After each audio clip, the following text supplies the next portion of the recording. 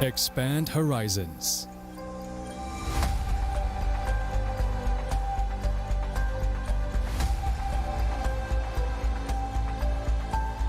To change lives.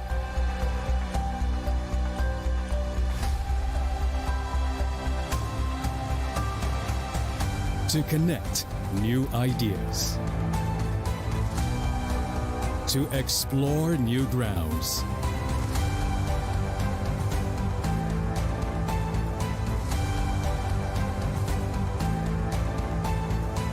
With the future in sight.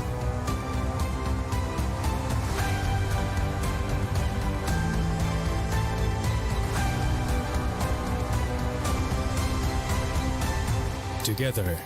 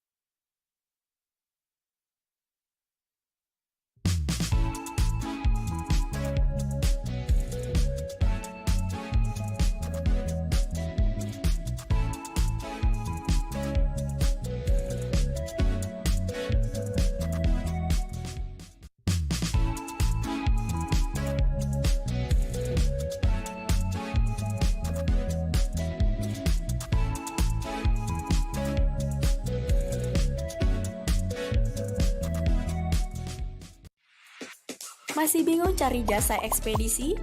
Central Cargo hadir sebagai solusi pengiriman barang Anda dengan terus meningkatkan kualitas pelayanan. Sebagai komitmen kami, memberikan pelayanan terbaik untuk Anda. Kini kami telah dipercaya oleh ribuan customer. Di balik pertumbuhan Central Cargo yang pesat, kami memiliki ratusan drop point yang tersebar di seluruh Indonesia. Dalam membangun kepercayaan, kita tumbuh bersama. Energi selalu ada dimanapun itu, membawa yang baik menjadi hebat. karena tidak ada lagi batas. Kemanapun lintasan masa membawa, hingga ke masa depan. Sejauh mana kamu bisa bermimpi? Jawabannya, sejauh yang hati kamu inginkan. Dengan energi yang menggerakkan kamu Dan kamu. Pertamina, energizing you.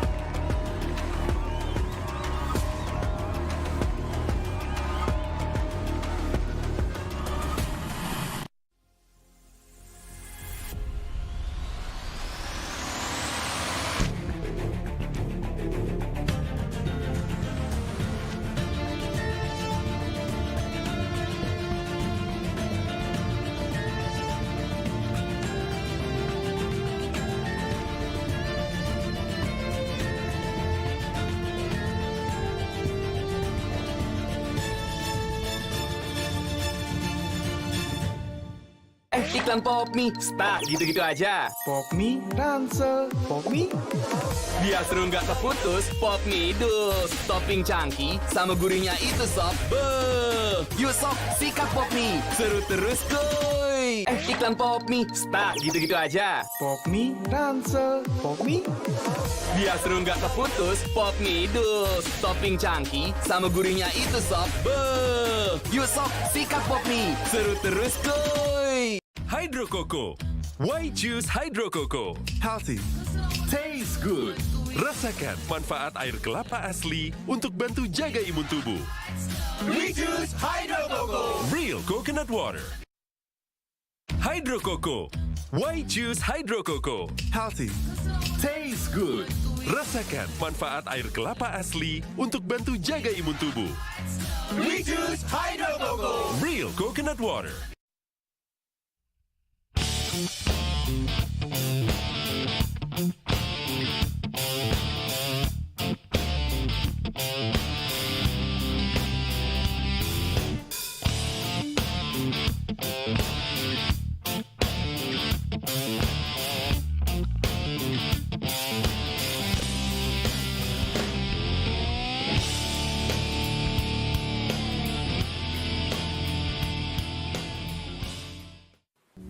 Ada sebuah cerita tentang mereka yang bangkit dari keterpurukan, melawan keterbatasan, merajut karya untuk berdaya bersama, membuka jalan kemudahan dan rasa percaya akan masa depan.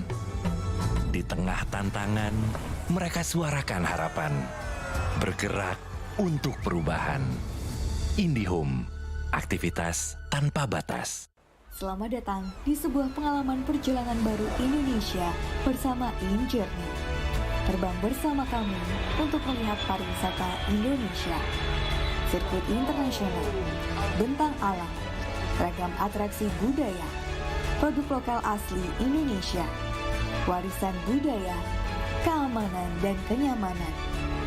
InJourney membawa keramahan Indonesia ke dunia.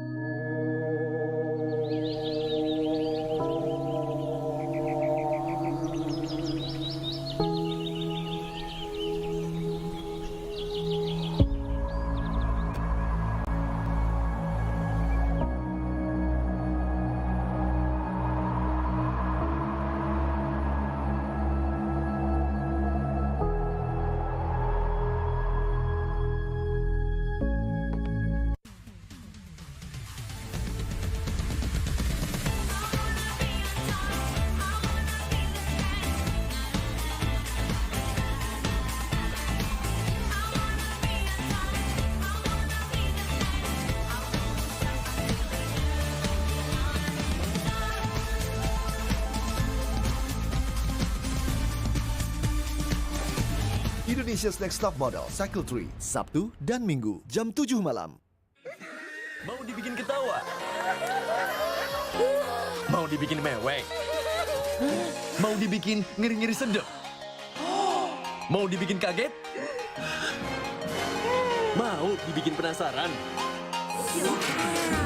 Mau dong! Di sini gudangnya informasi yang bikin kalian update gak kelar-kelar setiap hari. Ini baru Trans 7.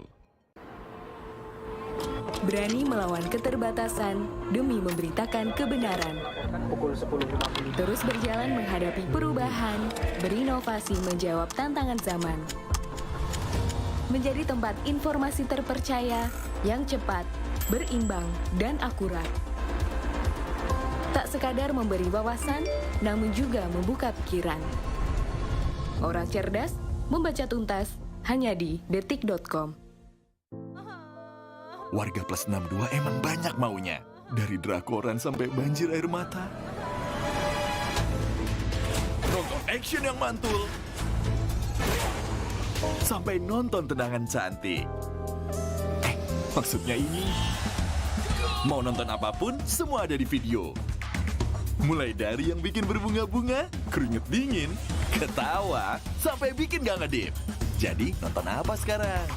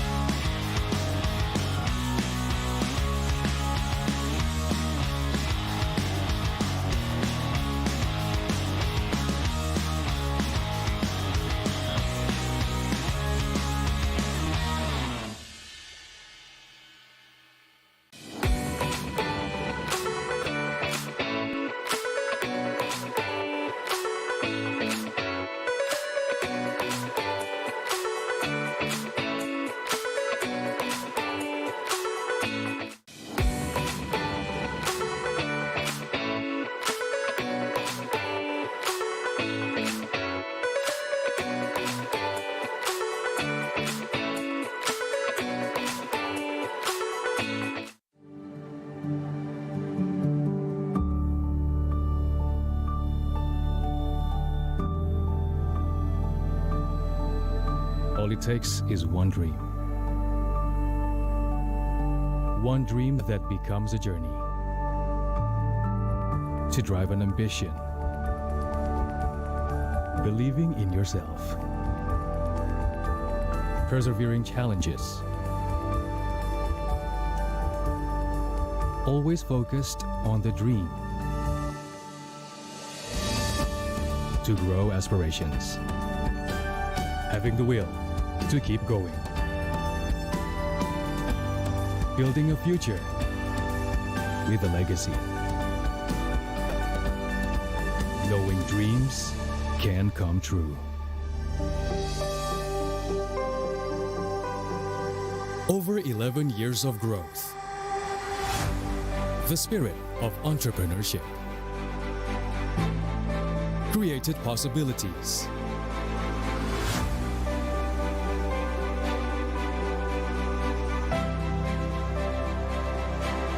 Realized new potentials.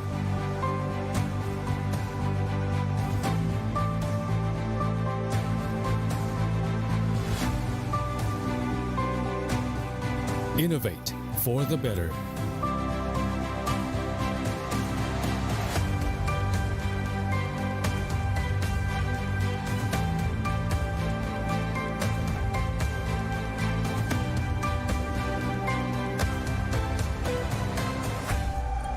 Expand horizons.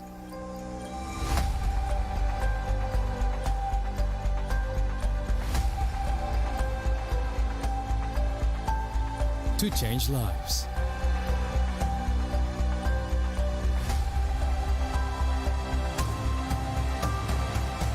To connect new ideas. To explore new grounds.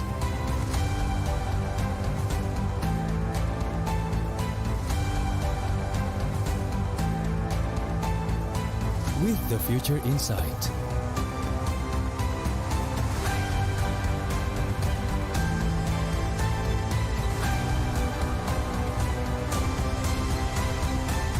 Together.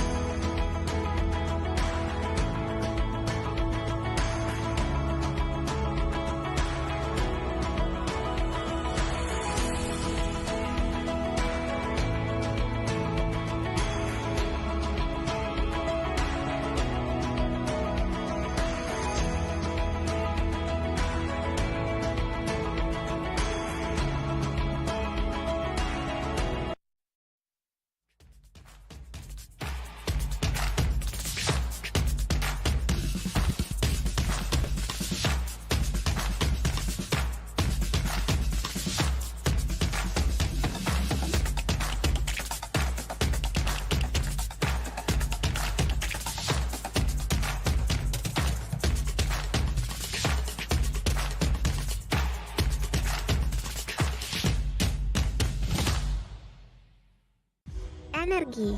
Selalu ada dimanapun itu, Membawa yang baik menjadi hebat. karena tidak ada lagi batas. Kemanapun lintasan masa membawa, hingga ke masa depan. Sejauh mana kamu bisa bermimpi? Jawabannya, sejauh yang hati kamu inginkan. Dengan energi yang menggerakkan kamu Dan kamu. Pertamina, energizing you.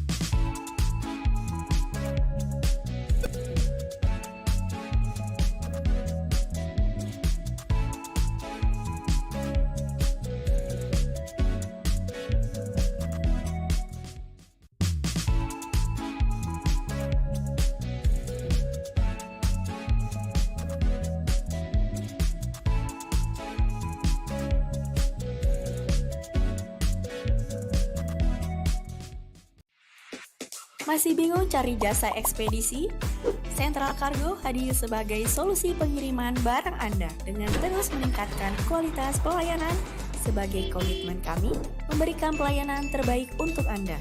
Kini kami telah dipercaya oleh ribuan customer. Di balik pertumbuhan Sentral Kargo yang pesat, kami memiliki ratusan drop point yang tersebar di seluruh Indonesia. Dalam membangun kepercayaan, kita tumbuh bersama.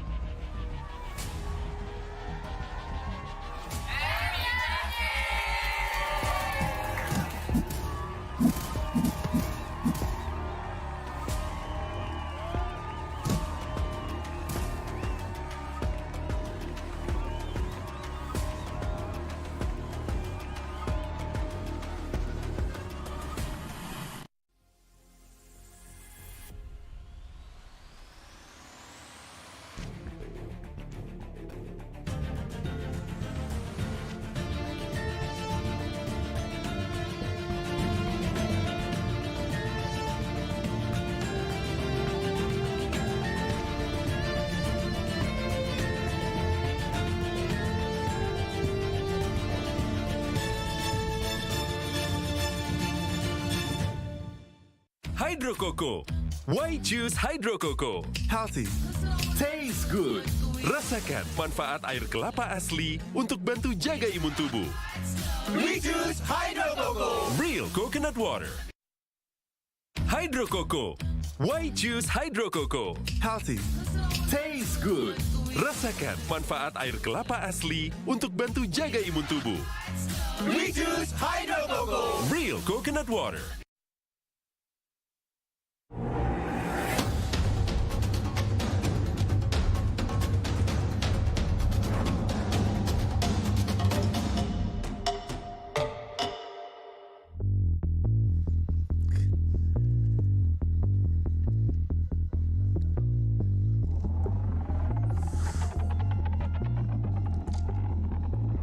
Good morning and welcome IESF, the 14th World Esports Championships. We're back at it again. It's Tekken 7 on the docket. We're at the play-in stages. This is day 2. Tasty Steve. Rip. And I'm telling you right now, we still have more amazing matches. It is only day 2, but before we get started, we should thank our amazing sponsor that has put this together. Let's start from the top. Our main sponsor, JHL Group. Of course, we're also sponsored by JHL Auto, Nusapay, DAS, as well as GudaPay Crypto, Taiwan Excellence, Pertamina, as well as Hydro Coco. Our official teleco partner is Telecomcell. Of course, official smartphone partner is the Samsung Galaxy A series. Our internet service provider will be IndyHome, and of course, travel management partner will be HEN. And then our hotel partner, of course, will be Episode Hotel, and we're coming from the beautiful Murasaka Hotel. So shout out to them for actually holding us down here. Exactly. We got our esports broadcast partners as well. Maneski Global, Indonesia Football E-League,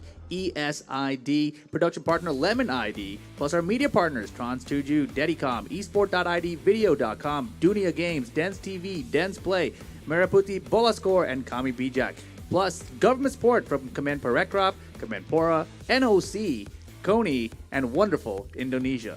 Well, with that being said, shout outs to our sponsors and shout outs to you guys for joining us right now. Yesterday, it got really, really hype with some of the people that we had playing already. Tekken 7. And it's been that is Tekken 7 in all honesty. But we have more matches, and I can't wait to get into them. 103 countries here represented very, very strongly. Too bad we didn't get one for the USA. Going to keep reminding you guys of that.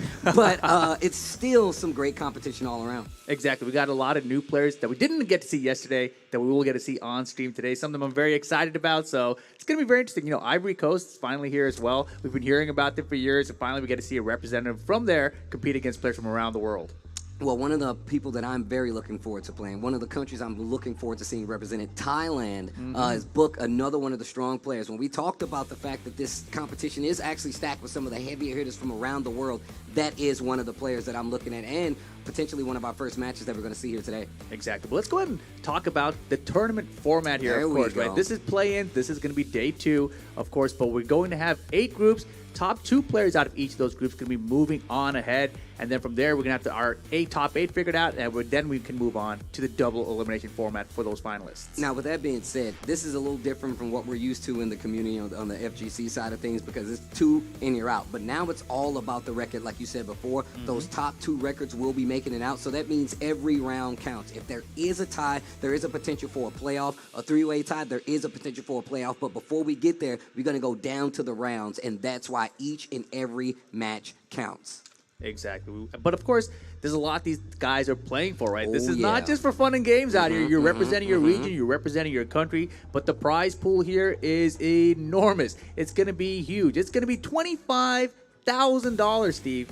Yeah, that's a lot, especially spread across the top 3 spots on representation side of things. You can see it right there on your screen. $12,000 for first place, $8,000 for second place, and of course $5,000 to round it out. Regardless, that's a lot of money you get for playing fighting games, as well as representing where you come from and a countryman at that. And on top of that, you get bragging rights, because once again, you don't know when you're going to get a chance to play some of these guys again, especially in the name of your country. So that's a nice, huge prize pool, $25,000. Let's take a look at our schedule for today. Just like we broke it down for you yesterday, you see it in front of your screen. Kuwait versus Thailand, I've been looking forward to that. Morocco versus Serbia, that's going to be a good one as well. Poland versus the Ivory Coast. I'm about that as well. And of course, the Bahamas, a very, very, very unique group. I've been talking to their representative a lot, been seeing them around. This is my first time going to be able to see them go up against competitionally. Venezuela, who I believe we saw yesterday. Then Australia versus Team IESF. Chinese Taipei versus Chile. Chile, another country that really did show out yesterday. And now one of my favorites. Once again, I love being introduced to new players. I love becoming a fan of these new players from around the world. And it's one of the reasons I love being here and just traveling around for fighting games. Exactly. Kuwait versus Thailand, though, going to be our first matchup here today. I believe it's Yoreds from Kuwait going up against Book from Thailand, as you called out earlier. So very interested to see what Kuwait has to bring. Obviously, we're very familiar with Book. We've seen him travel around the world for multiple tournaments. We saw him at CEO this past year doing phenomenal there, making top 2. And then recently, of course, he was in the regional finals for his region, etc. So a very good player.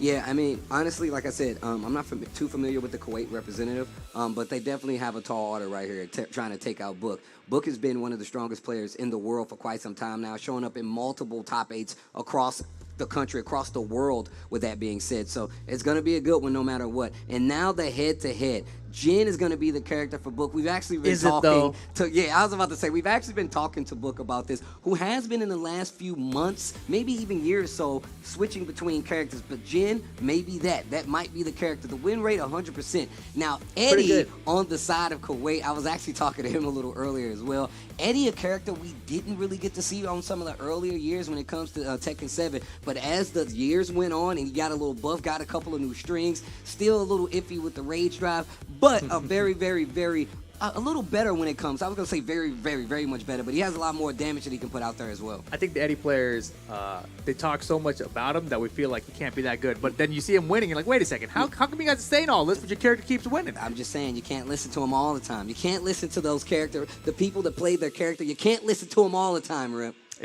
True. This is just true. I was gonna dispute it for a second. I was like, no, that's true. Best rage driver in the game. No, I ain't saying all of that. I'm not going to say anything like that.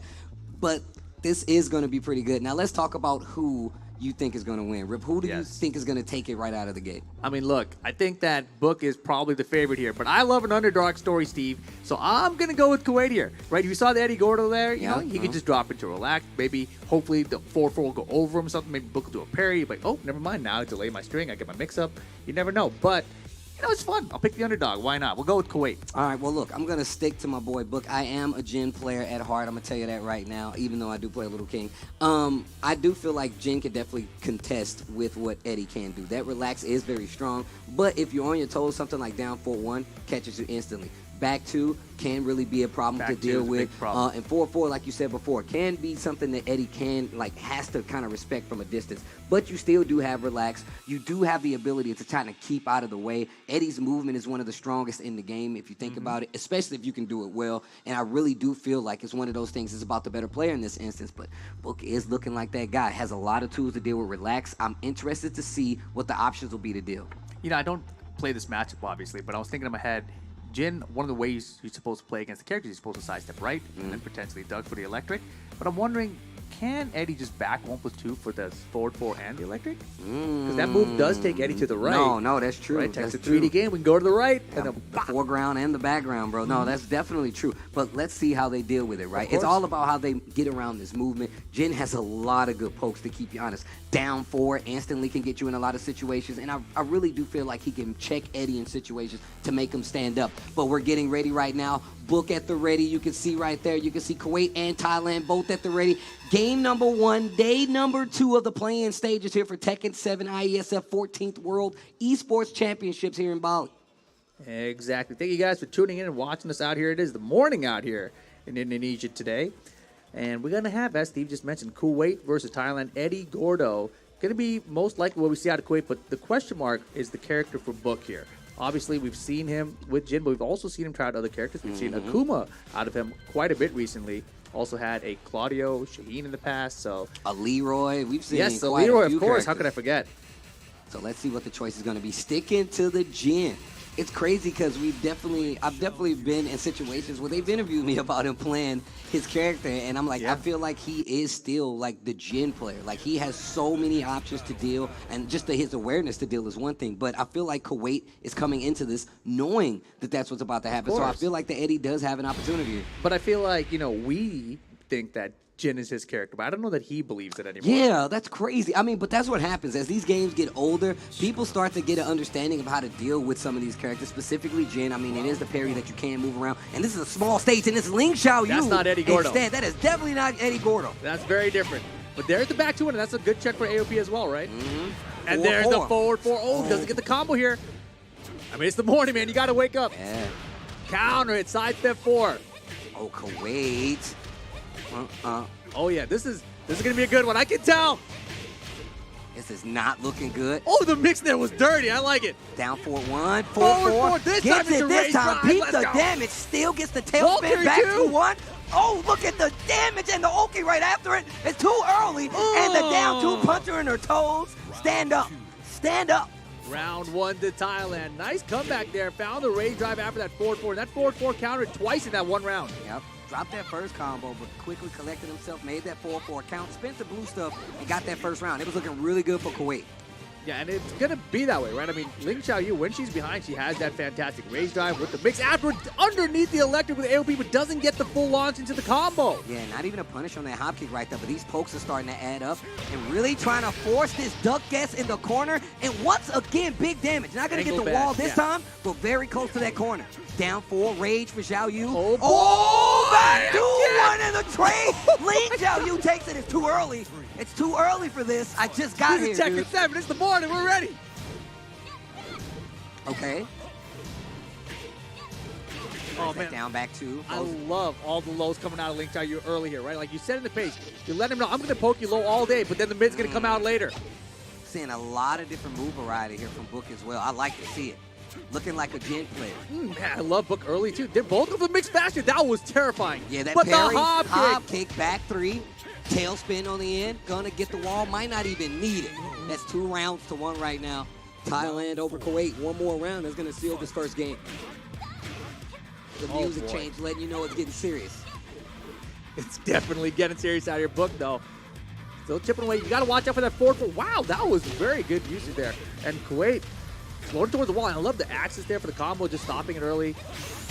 I like the little delay here on the offense from Kuwait. This is really making Ling stand out. Likely in favor of Thailand right now. Excuse me, of Kuwait right now. 4-4-4 on the wall. Down 4-1 just in case it was a quick get up. Lots of blue stuff. Cancel. And the block is solid. Oh my gosh, that was crazy. And another one, but the wall's in the way. Doesn't get a full combo. Oh. Final round, game 1. Okay, wait a minute. Kuwait with the surprise Ling pick right here. Big launcher, but it's back turn. You got a combo for that? I got a combo for that. Yeah, smart stuff from Book there. You know, just being aware that his opponent might be coming out swinging at the start of the round, and again finds the hop kick. Oh man, I'm not sure what that's clipping, but it's doing a good job of doing so. Wow, the last hit actually misses. He delayed it. Rage mode opportunity for a comeback. Back to a check, and no back wonders out of range there from the down 4. That's ridiculous. Book, Thailand getting game 1. This is reality. Did you see what my man Jin said? This is reality. He said you want the underdog? This is reality. This is real life right now. Game number 1 goes to Thailand, but that was a great pick. A great pick with the Ling. Back one, like you said. But I feel like we saw the round comeback for Kuwait. It was because they were staggering that offense a little bit, and it was really kind of putting Thailand on tilt just a bit. I mean, honestly, the back one there from Ling Xiaoyu is usually a very good choice, but just the space that Book had for the down 4 meant that the back one was just slightly out of range, right? And Book's down 4, it actually low profiles pretty well in that situation at that range, so worked out very good for Book at the end. Yeah, hop kicks actually working out as well. Hop kicks, forward 4s, you know, finding a lot of those counter hits. Back 3, he did a couple of back 3s there that I was like, wow, that back 3 actually worked out in his favor. And that was really good. You don't really even get to see that many back 3s. It's a counter hit starter. I mean, it was early on, but the combo's a little funky now, but it's still there. It's still valuable. Oh my goodness. Actually, counter hits the electric. And good half life bar lead within the first 7 seconds here. Okay, it's a knockdown. Little test with the mid 4-3. Gets the counter hit 4-4 this time. No combo. That movement is cranked into overdrive. No Eddie for getting Kuwait. Crazy. She getting crazy. The parry. And the back turn kick was good too. Every time this situation has happened, Book has been prepared for the back turn mix-up. This is not going to kill, but the wall is. No. This Oki can kill. Now gotta guess.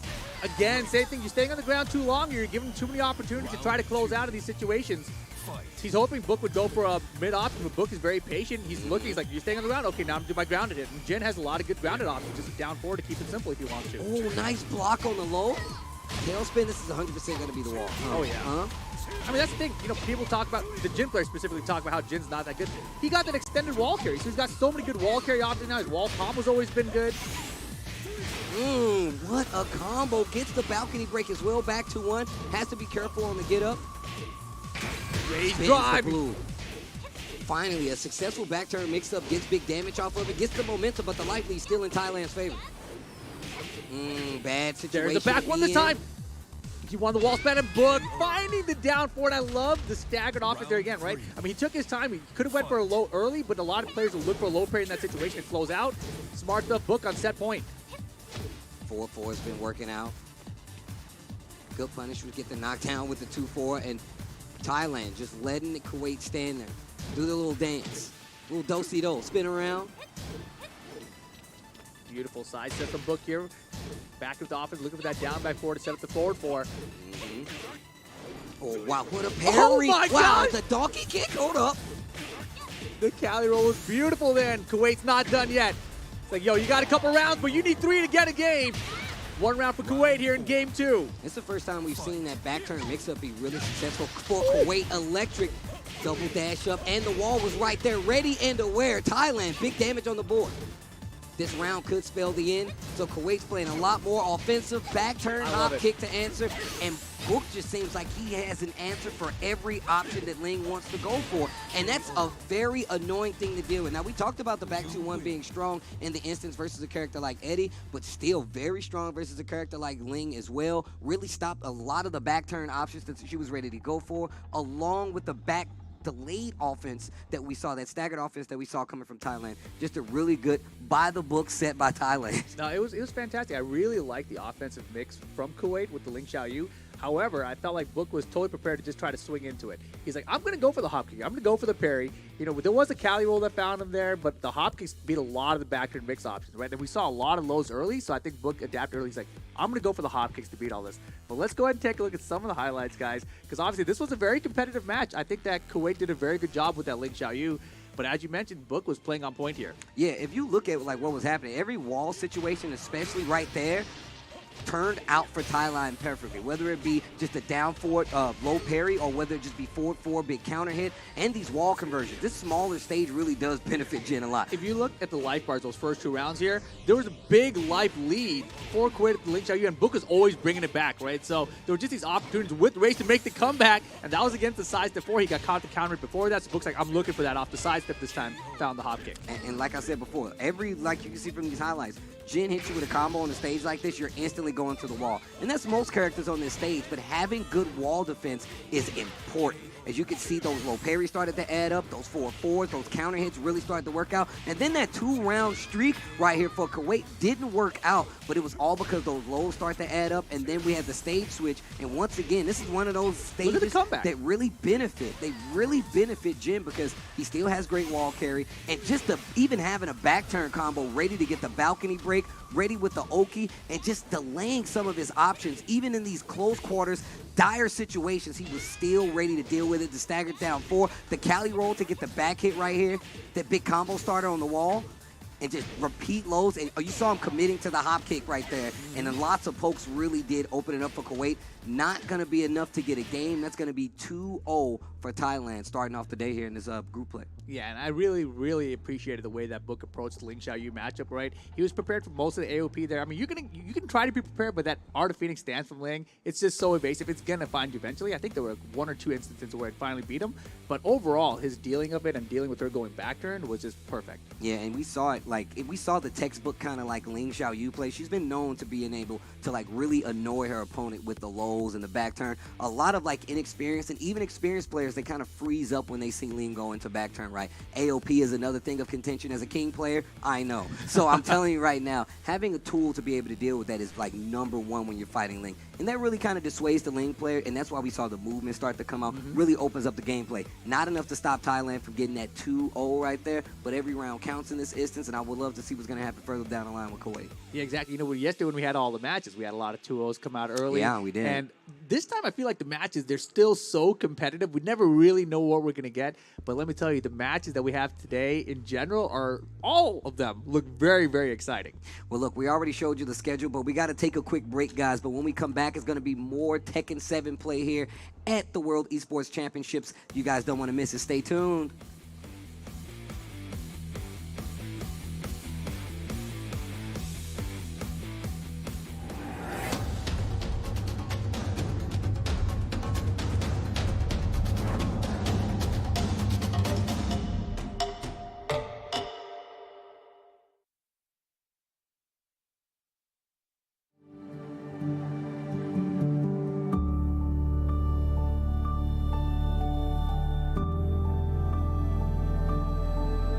All it takes is one dream.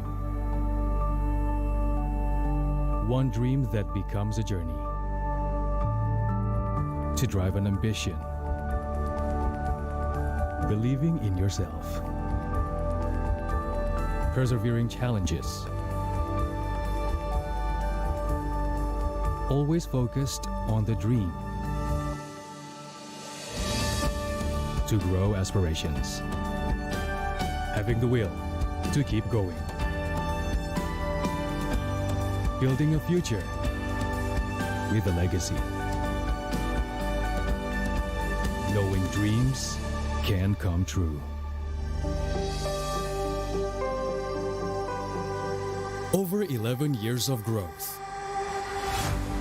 The spirit of entrepreneurship.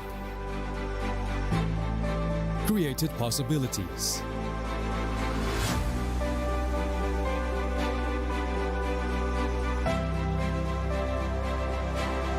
Realized new potentials.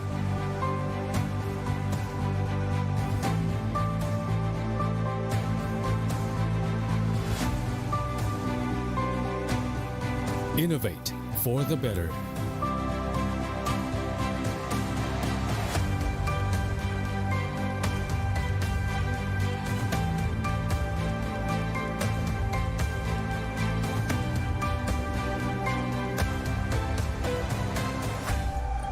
Expand horizons.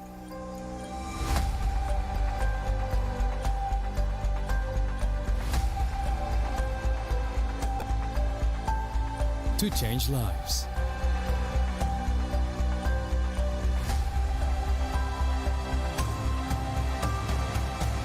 To connect new ideas. To explore new grounds.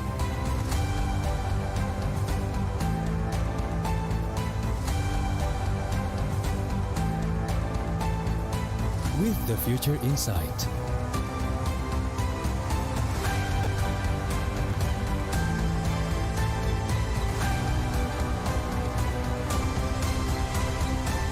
Together.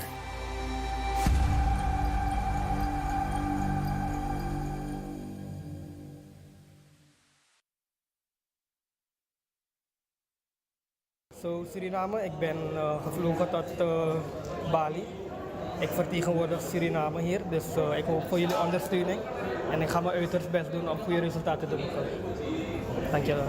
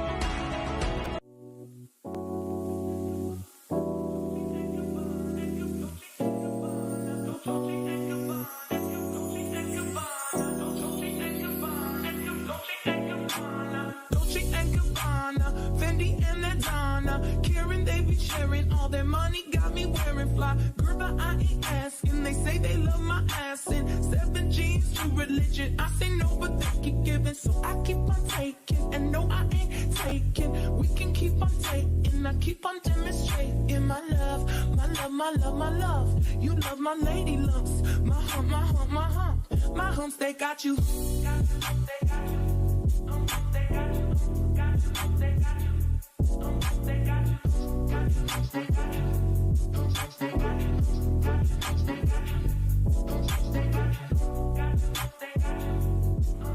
Dolce and Gabbana, Fendi and Adana, Karen, they be sharing all their money, got me wearing fly. Girl, but I ain't asking. They say they love my ass in 7 G's to religion. I say no, but they keep giving, so I keep on taking. And no, I ain't taking. We can keep on taking. I keep on demonstrating my love, my love, my love, my love. You love my lady lumps.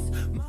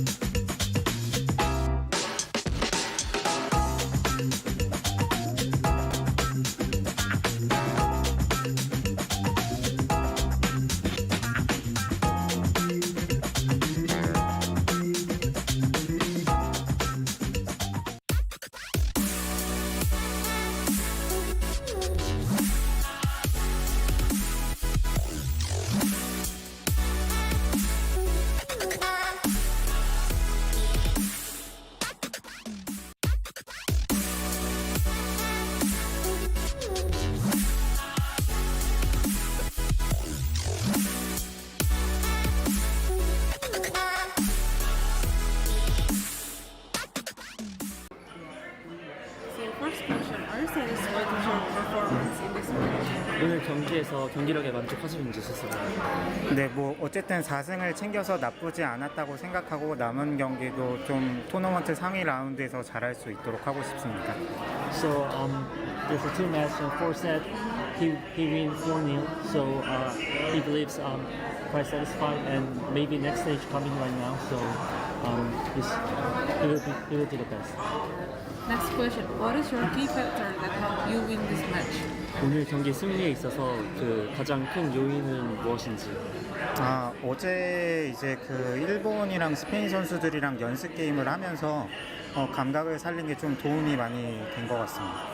So yesterday, Mr. Song, he had a scrim match between the Spain and Japan. So that was quite helpful for today's match. Even you have won the match, do you think there are things that you can improve to perform better? 오늘 경기 좀 끝났지만 그래도 오늘 경기를 계기로 조금 더 발전시키고 싶은 부분이 있다면 어떤 것들이 있을까요? 아직은 좀 수비가 많이 약하다고 생각을 하기 때문에 수비 쪽을 좀 많이 보완하고 싶습니다. So he's satisfied with his performance, but he believes his defense skill must be improved for the next match. You will facing other country in your next match. Will you use the same strategy for the next game? 다음 경기 이제 준비에 있어서 오늘 경기에서 활용했던 전술을 그대로 활용하실 생각이 있으신지? 네, 뭐 크게 현재 전술을 그대로 사용할 계획입니다. 근데 물론 상대에 따라서 바뀔 수는 있습니다. It depends on the opponent strategy, but mainly he will use the same strategy. Next one. What is the challenge what is your biggest challenge to beat your opponent? Is there any challenge to beat your opponent? 그동안 이번 경기뿐만이 아니라 그동안 경기에 있어서 좀 승리를 가는 길에 조금 가장 장애물 같은 것들은 없었는지. 이번에 말고 여태 쭉이죠. 얼마 전에 그 한국에서 그 한중일 대회 ECA 한중일 대회를 했었는데 거기서 만났던 일본 선수 중에 레바 선수가 이번 시리즈에서 가장 강했던 상대라고 생각합니다.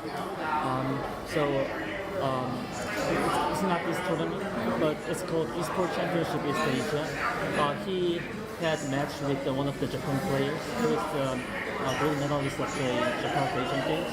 He has very hard time having a match with him, so that experience was kind of a struggle to him. So, but based on that experience, he will improve his performance for this tournament. This one is last question. What do you think about your opponent performance? 이게 마지막 질문인데 오늘 경기 상대팀에 대해서 어떻게 평가를 하시는지. 뭐 그냥 전체적으로 뭐 워낙 좀 차이들이 좀 났던 것 같아서 뭐 제가 뭔가 따로 코멘트할 건 없을 것 같습니다.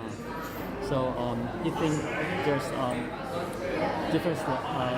He believes there's some difference of the level for their performance. So I think that might be the answer. Okay, that's all the question. Thank you for your time and congratulations for your winning. Yeah, thank you. Thank you. Get Galaxy A33 5G. Why? Because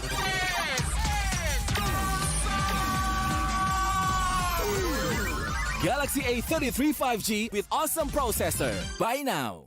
Get Galaxy A53 5G. Why? Because this is smooth. Galaxy A53 5G with awesome smooth display. Buy now. Selamat datang di sebuah pengalaman perjalanan baru Indonesia bersama InJourney. Terbang bersama kami untuk melihat pariwisata Indonesia. Sirkuit internasional, bentang alam, ragam atraksi budaya, produk lokal asli Indonesia, warisan budaya, keamanan dan kenyamanan. InJourney membawa keramahan Indonesia ke dunia.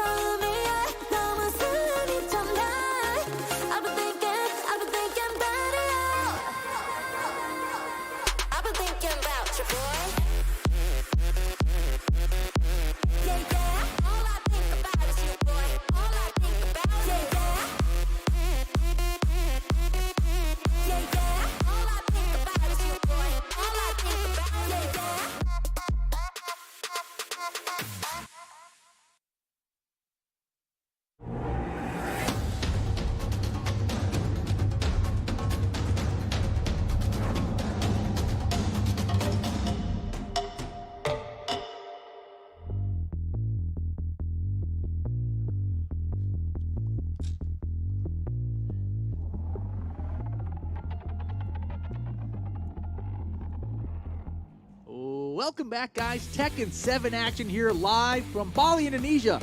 The 14th World Esports Championship presented by IESF, of course. Rip and Tasty Steve. We got one match out of the way. We got 5 more to go today, though. Plenty more here in day 2 of the play-ins. Look, we already had our first game go kind of crazy. We were already looking at Thailand, but it was still really close with Kuwait. Kuwait with the surprise Ling Xiaoyu. Yes. I was really expecting Said Eddie on to the screen. see it, Eddie Gordo. But that's the world we live in. A lot of times you need to switch up for a better understanding of the matchup. Maybe you feel a lot more comfortable playing a different character, and sometimes that is the case. Tekken 7 has made it that far in his lifespan to where you really sometimes, depending on who you're going to play, depending on the character, depending on the player, you want to have a backup character. That Ling almost got the job done. Exactly. But coming up next, of course, we do have 2 new countries that we haven't seen compete yet here today, at least so far. We're going to have Morocco going up against Serbia. Morocco versus Serbia. I'm not familiar with the players that may be representing it. Once again, this is a situation for me to be introduced to a new player, fall in love with another player. You know what I'm saying? I really do like to be exposed to brand new regions, brand new players.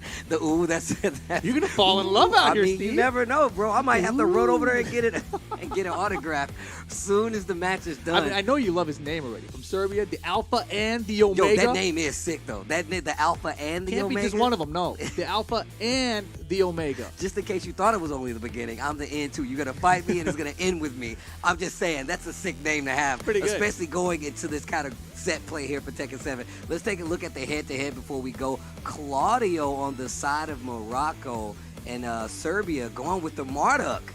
Exactly. Gonna be Dead Akari from Morocco, the Alpha and the Omega from Serbia out here with the Marduk.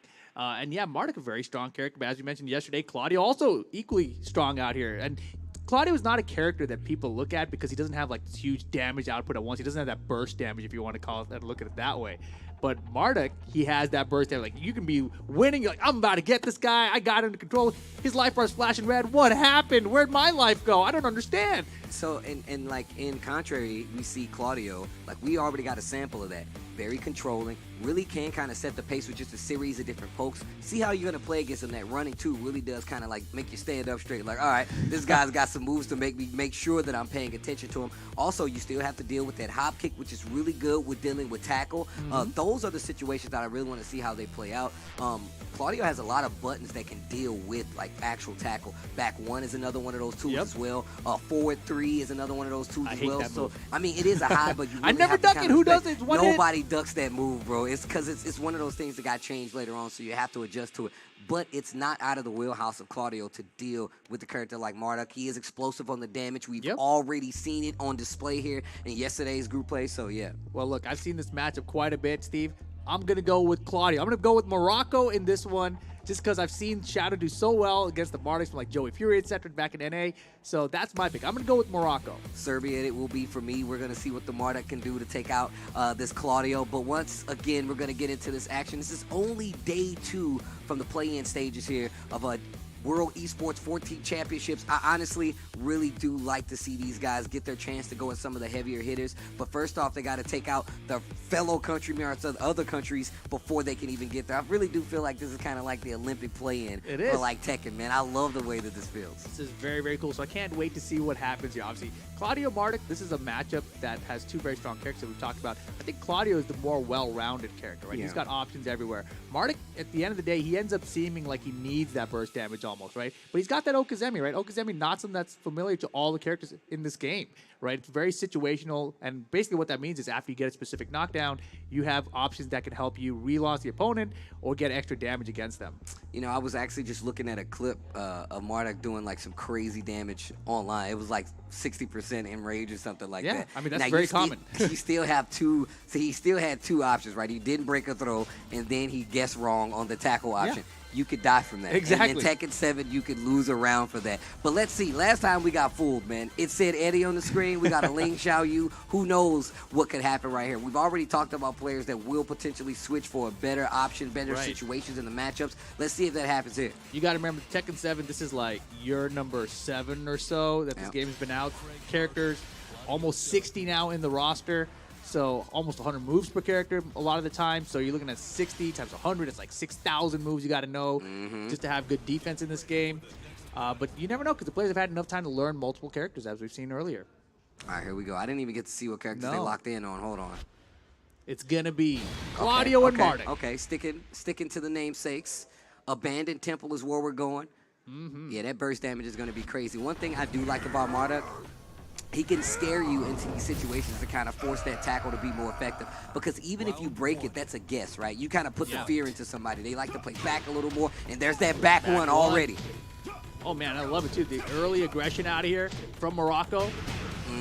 I like that. Really kind of trying to attest. Oop, gets hit. That trade's going to lead to a combo. And that was off a delayed second hit, right? So because he swung early, he found the trade, and that's a counter and launch. That's a fantastic trade.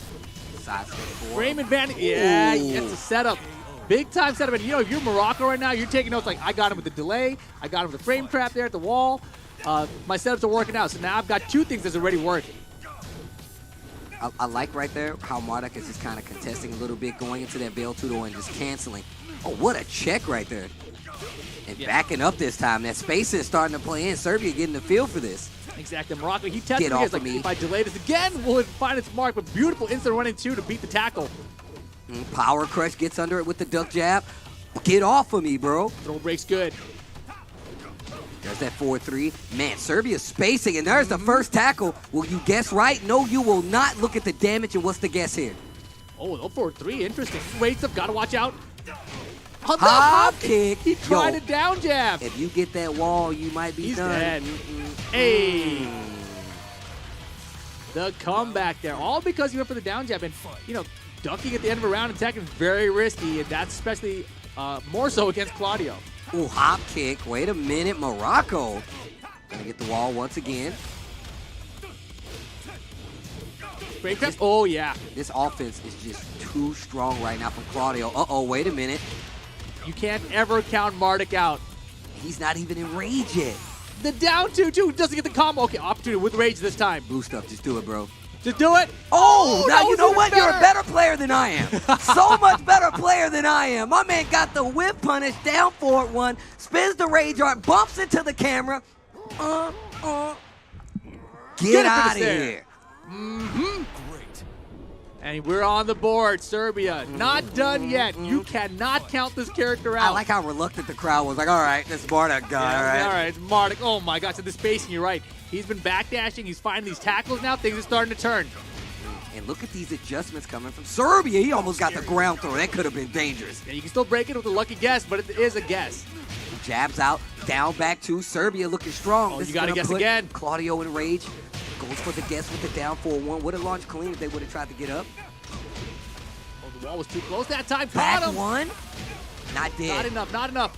The pixel opportunity! Oh my God, the wall standing 4. Oh wow. No. Final round, game 1. Morocco and Serbia.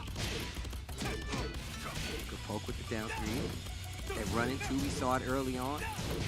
The pressure now, the wall. The tactics, yeah, you gotta watch out. He's been caught so many times with his back to the wall. But now rage mode Marduk. Will we get some crazy comeback? He doesn't launch him though. That could have been big. Down back jump. 2 and the hop kick to kill it all. Morocco, and that could have been big. That could have been big for a character like Marduk in rage, caddy corner situation. If you had the right combo, you really could have ran that back. Yeah, he called out the low there, but I think he didn't expect it to be a low-high string, right? He was hoping to just get one single block or a low parry. Instead, he just got underneath the low high string. He's like, oh gosh, I got to punch to something, and didn't throw out the launcher in time. That would have been, as you mentioned, huge, absolutely monumental, pivotal moment there. Dropped there. I'm not sure if you remember it or not, but while standing 1-2 from Marduk, it's only counter hit confirmable. Like you can only it's not a regular hit combo. It's not a natural combo. But here we go. It's going to be game number 2. Serbia brought it back all the way there. It was looking rough at first. That spacing was really starting to pay off. Backdash, getting these launches. Now going for a couple longer moves there with the down back 3 from Claudio and really catching him like blinking, trying to get in and keep this offense going, and it's not working well. It's working out now. Side step 4. Overall, I think that when he gets his back to the wall, that's where he's really got to be careful. Up 4-3, counter it this time. That's going to be the round for Serbia. But his back to the wall is where he lost a lot of rounds in the first game. Big counter hit.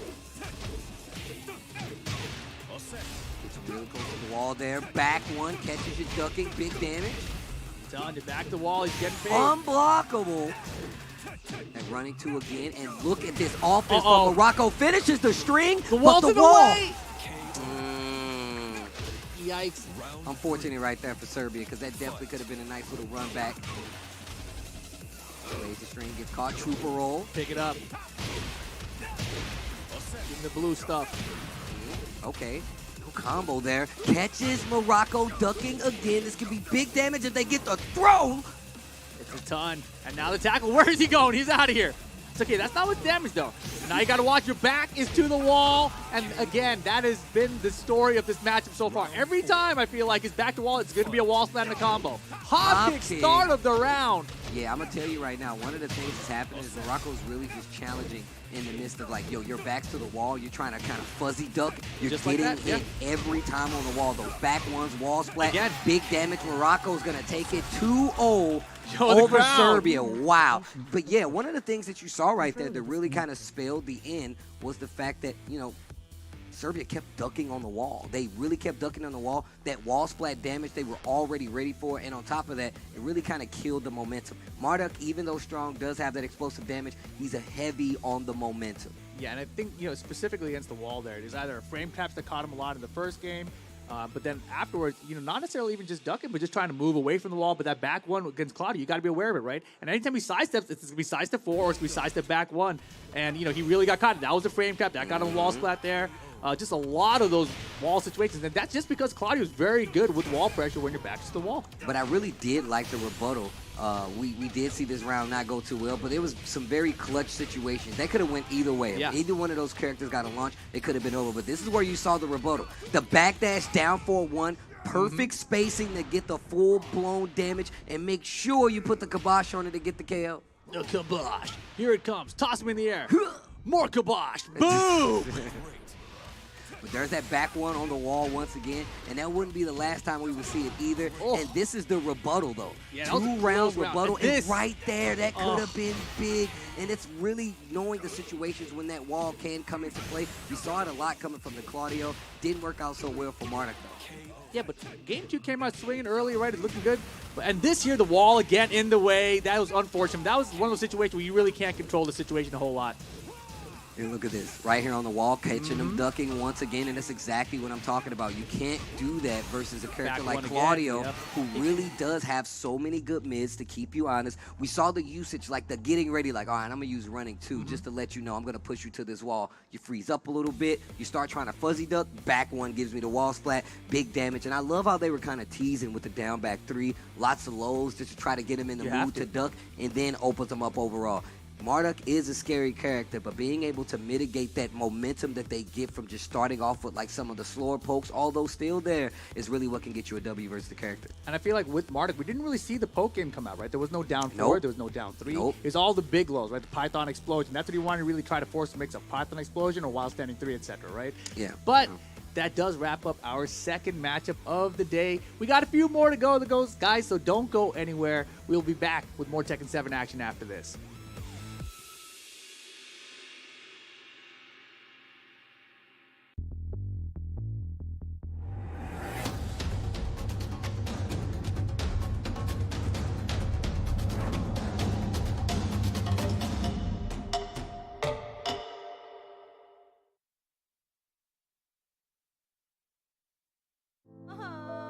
Warga plus 62 emang banyak maunya.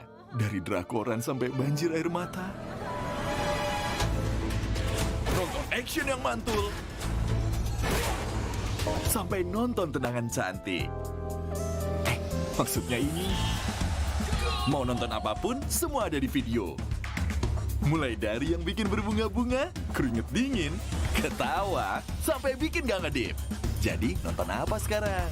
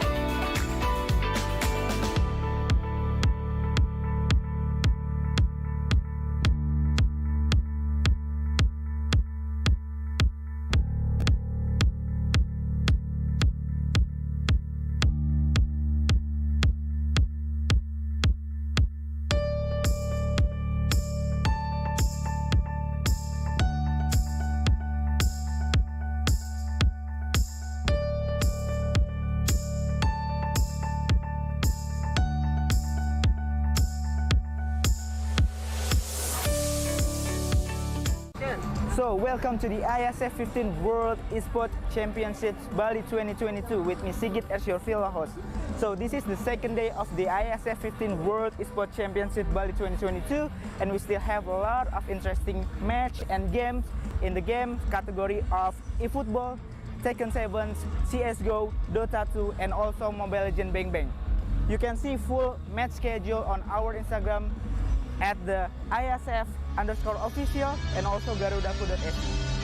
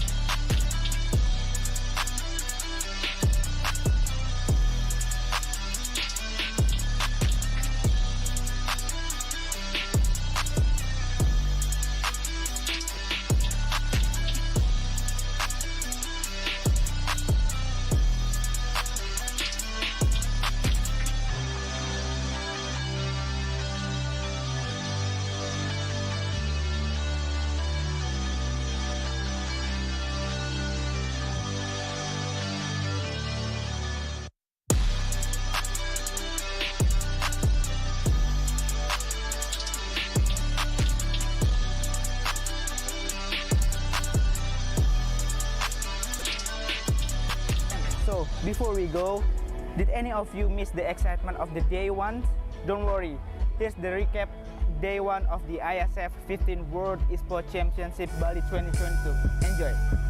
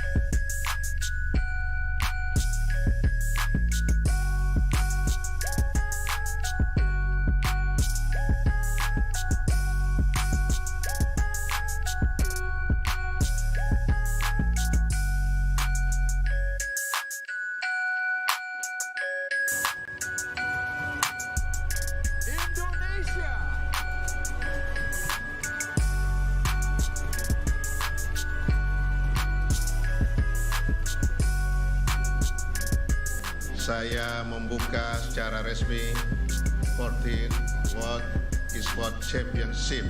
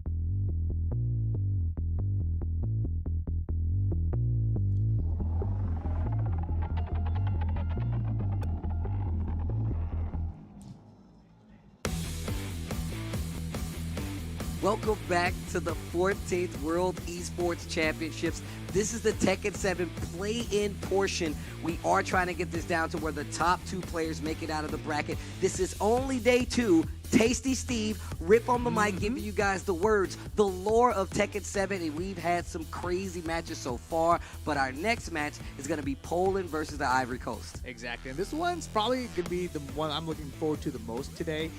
Yesterday, of course, Poland did very well against the Philippines, which is a little bit of an upset.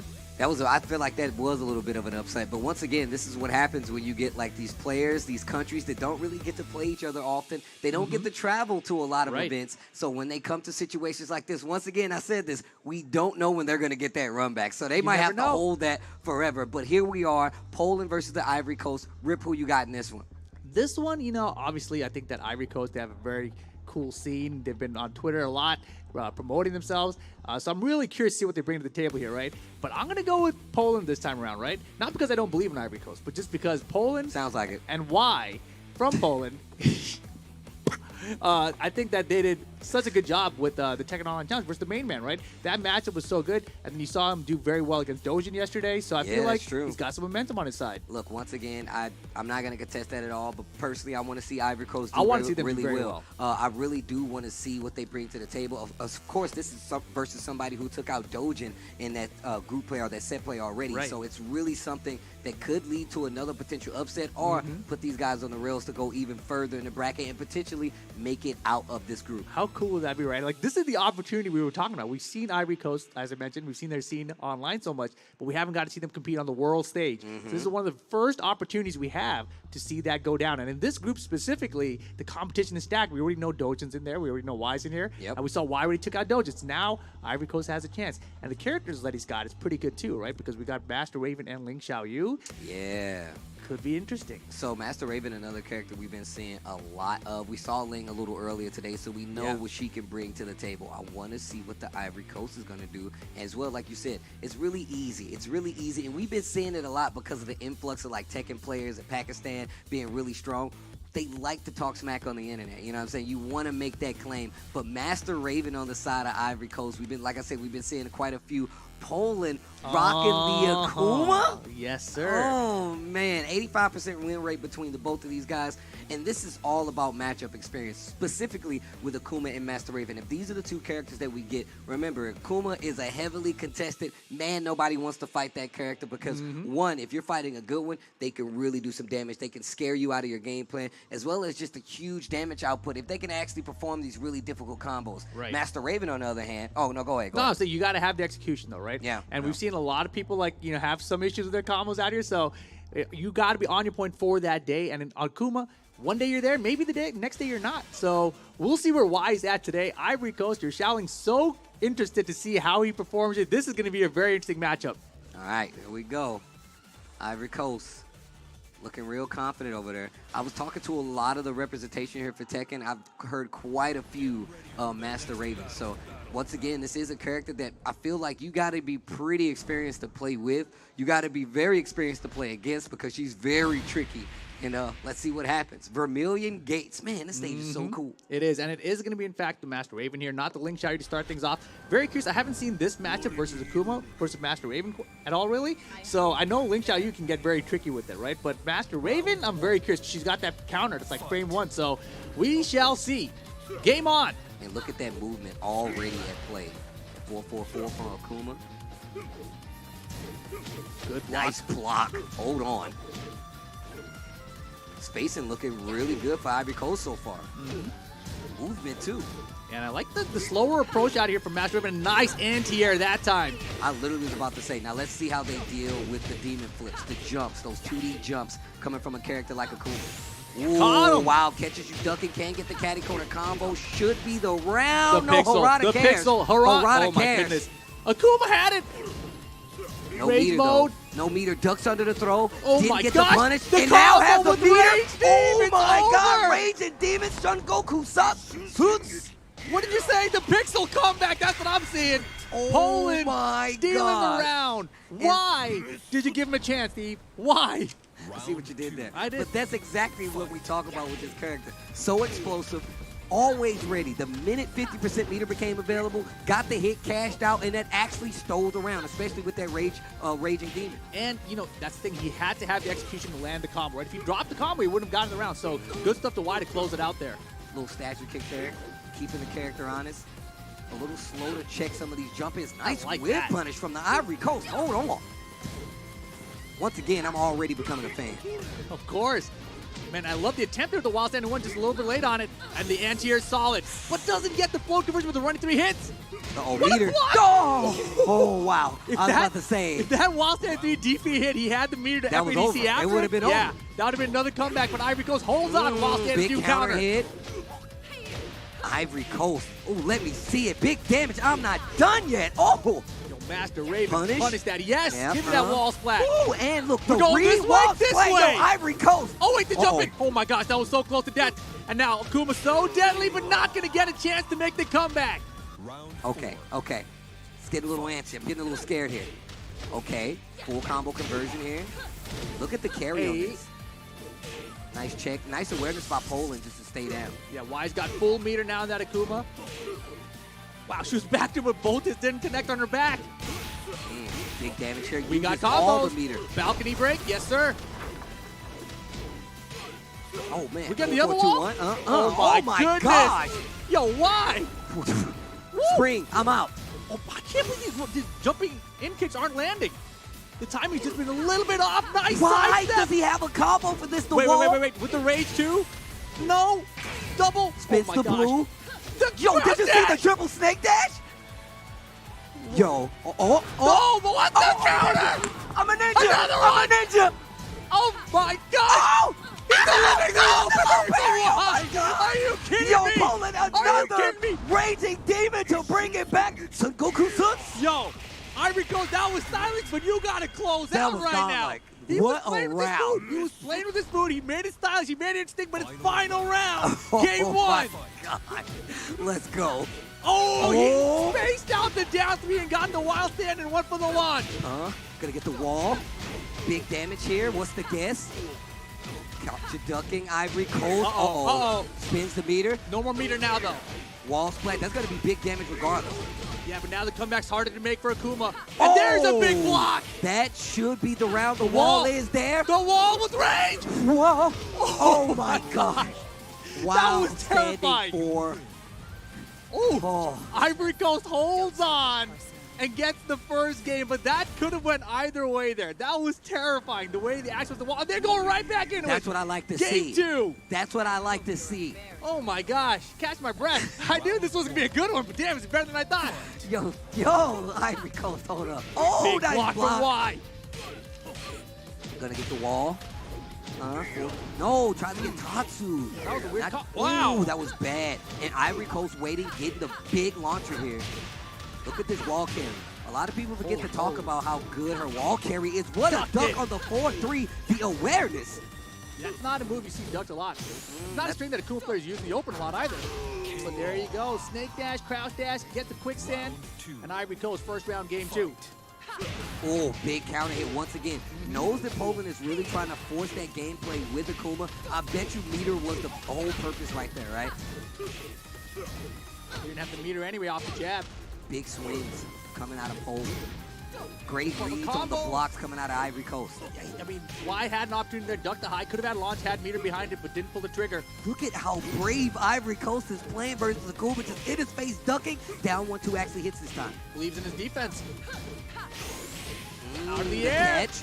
Big damage. That should be Hey. it. No. The scaling kicks in. And right now, 2 rounds to none in the second game. tight. Man, Ivory Coast. Then again, trying to It wild does it stand again. too. Repeat offender. Do it again. Oh boy, we got the wall right here. Master Raven with I'm the not done wall. yet. The 1-1-4.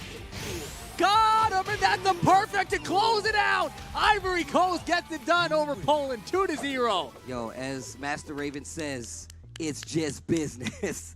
Just business, bro. It's nothing personal. You know, It's just business. I'm the leader of this ninja organization. I got bills to pay. It's just business. It's just business. See you next year. Man, like I said before, don't know. it's really one of those things where you literally think about this.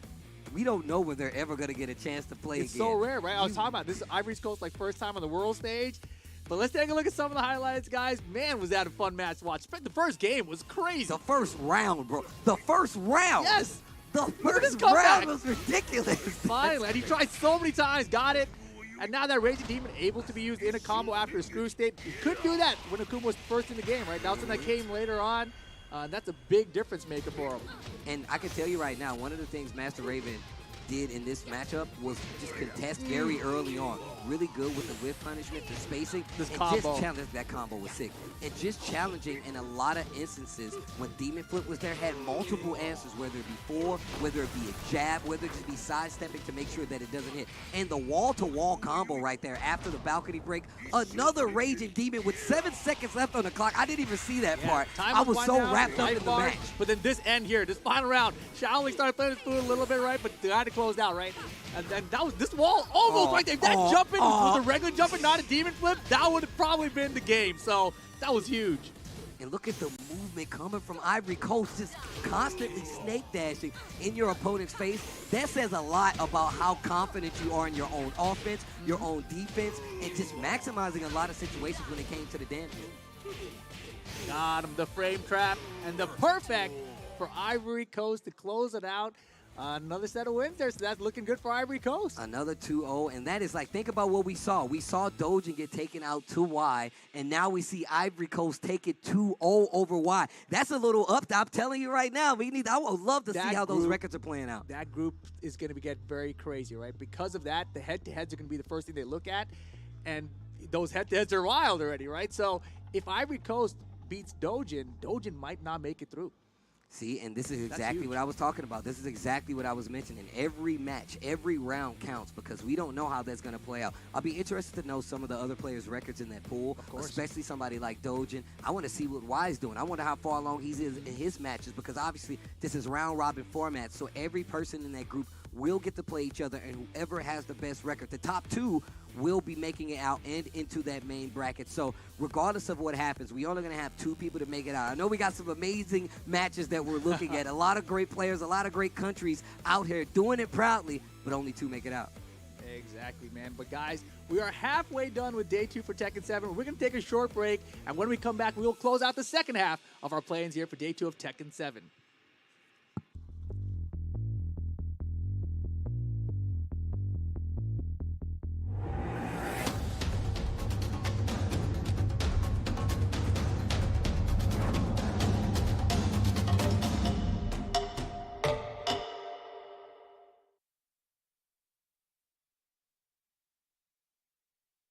Get Galaxy A33 5G.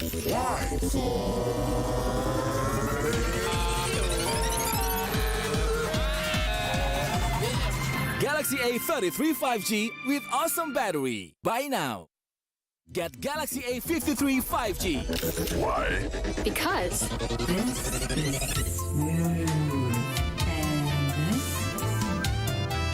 Galaxy A53 5G with awesome smooth display. Buy now. So good afternoon. Today we have the PUBG team from Saudi Arabia. I have few questions to ask. For the first question, you guys have dominated the last 6 rounds and win 4 rounds out of the 6 rounds. Are you guys satisfied with the performance that you have shown on these rounds? الحمد لله كان أداء مرضي بالنسبة لنا اليوم. وبنقدم في الأيام الجاية أحسن إن شاء الله. Okay. For the next question, what is the key factor that helped you to win those 4 rounds? Again? What is the key factors that helped you to win those 4 rounds? هذا سر يعني لازم نخليه بيننا. Okay. That's it. Okay. For the next question, even though you have already won most of the rounds, do you think there are things that you can improve to perform better? أكيد مع كل يوم راح تصعب البطولة فلازم نتجهز ونتدرب ونحضر كل يوم بالبطولة أفضل. We know that the Brunei Darussalam team have won the last rounds. Do you have any change in strategy, or you gonna use the same strategy to keep the momentum going? It's يعني على حسب نرجع نتابع ونشوف إذا بنغير شيء أو لا. إن شاء الله إنه للأفضل.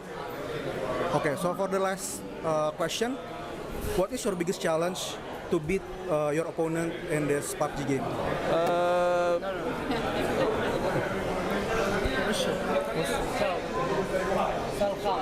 هسه الخامس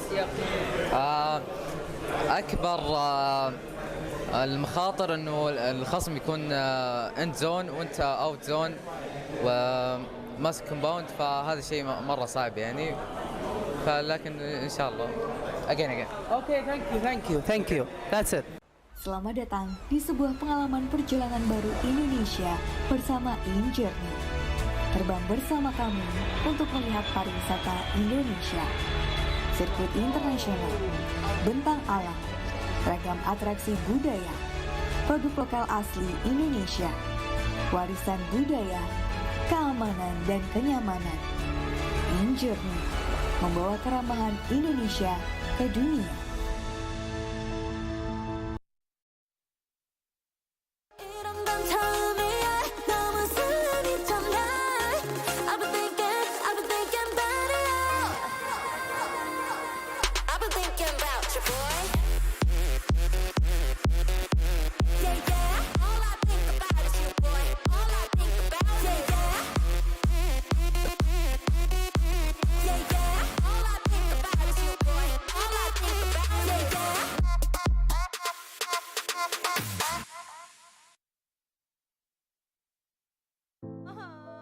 Warga plus 62 emang banyak maunya. Dari drakoran sampai banjir air mata.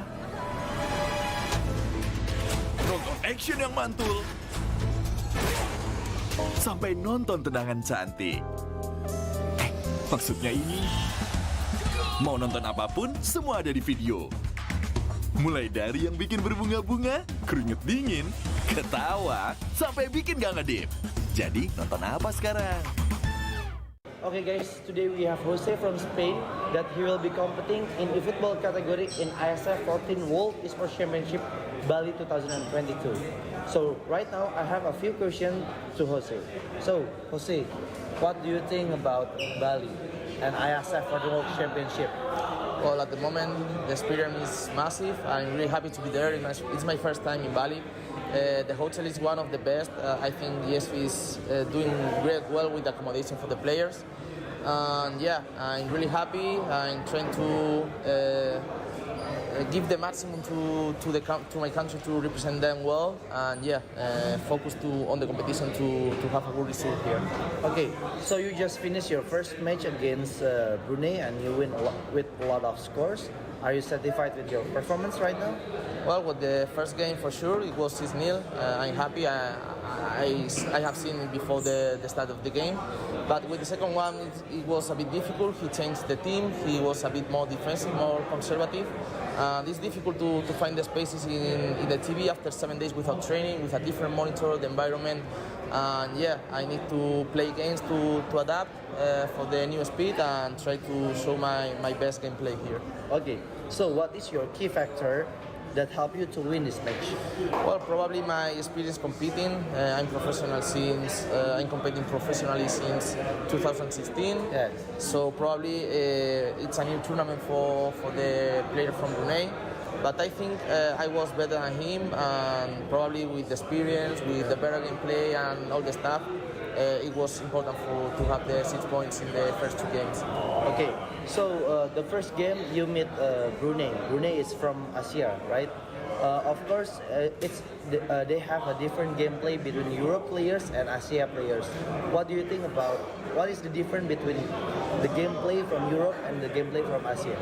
Well, probably it's the style. Probably in Europe you can find some different styles, but normally we are probably more offensive than him. So in the first game, I think because probably he was a bit nervous on defense, he was a bit destructured the team. But with the second one, he was really calm. He was really organized, structured the team, and after that, with some spaces, he was his chances also to make the draw. But I have luck. I have the 2-1 and the 6 point that is the most important at the moment. Okay, so next match we will meet facing another country. Do you have a different strategy or what? Against Bosnia. against my next opponent. Yeah. Well, for sure, I met Bosnia in the group stage of Montenegro in the European. I know him. He's really solid. He's really good on the wings with the standing cross. So he's really dangerous. So yeah, probably I will start with the same because I have the 6 points and I think it's fair to keep pushing with the same formation.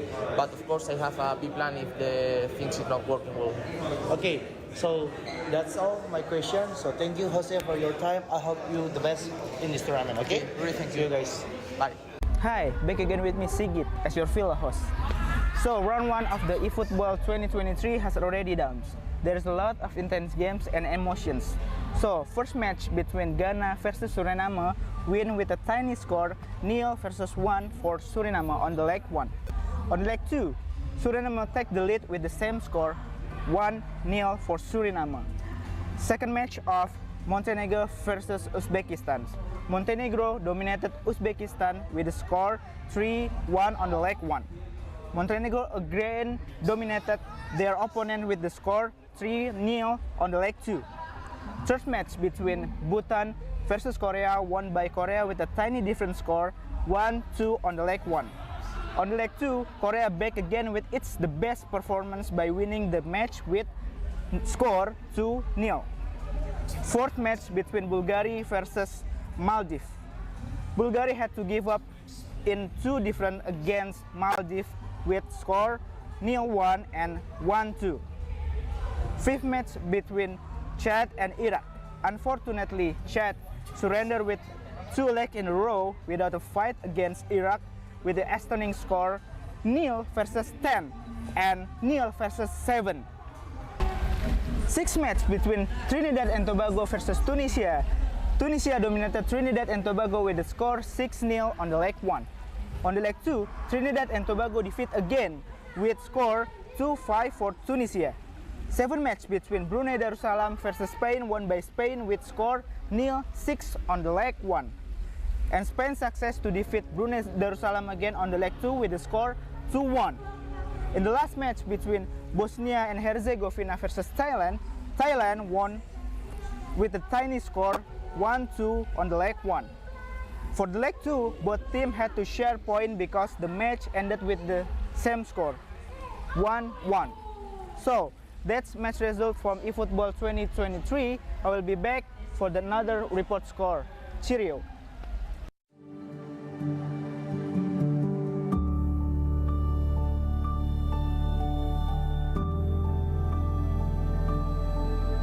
All it takes is one dream.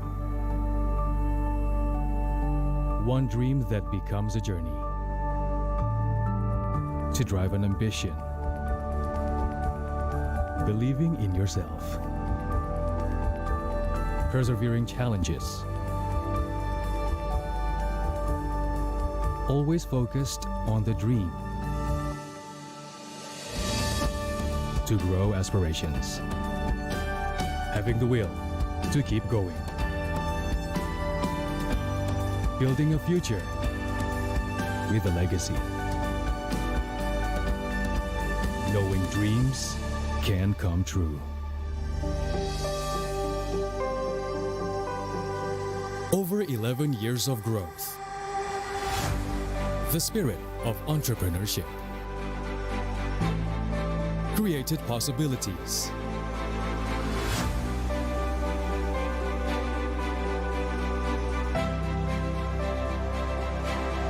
Realized new potentials.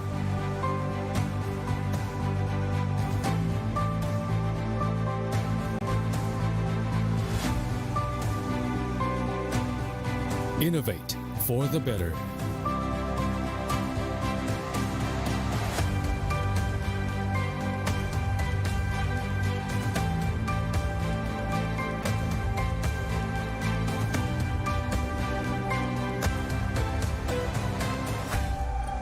Expand horizons.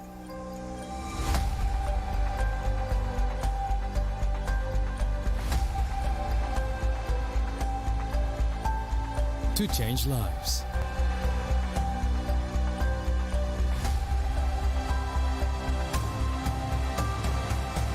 To connect new ideas, to explore new grounds.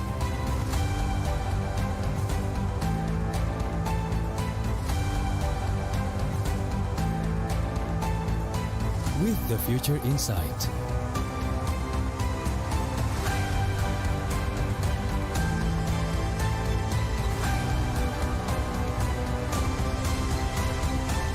Together.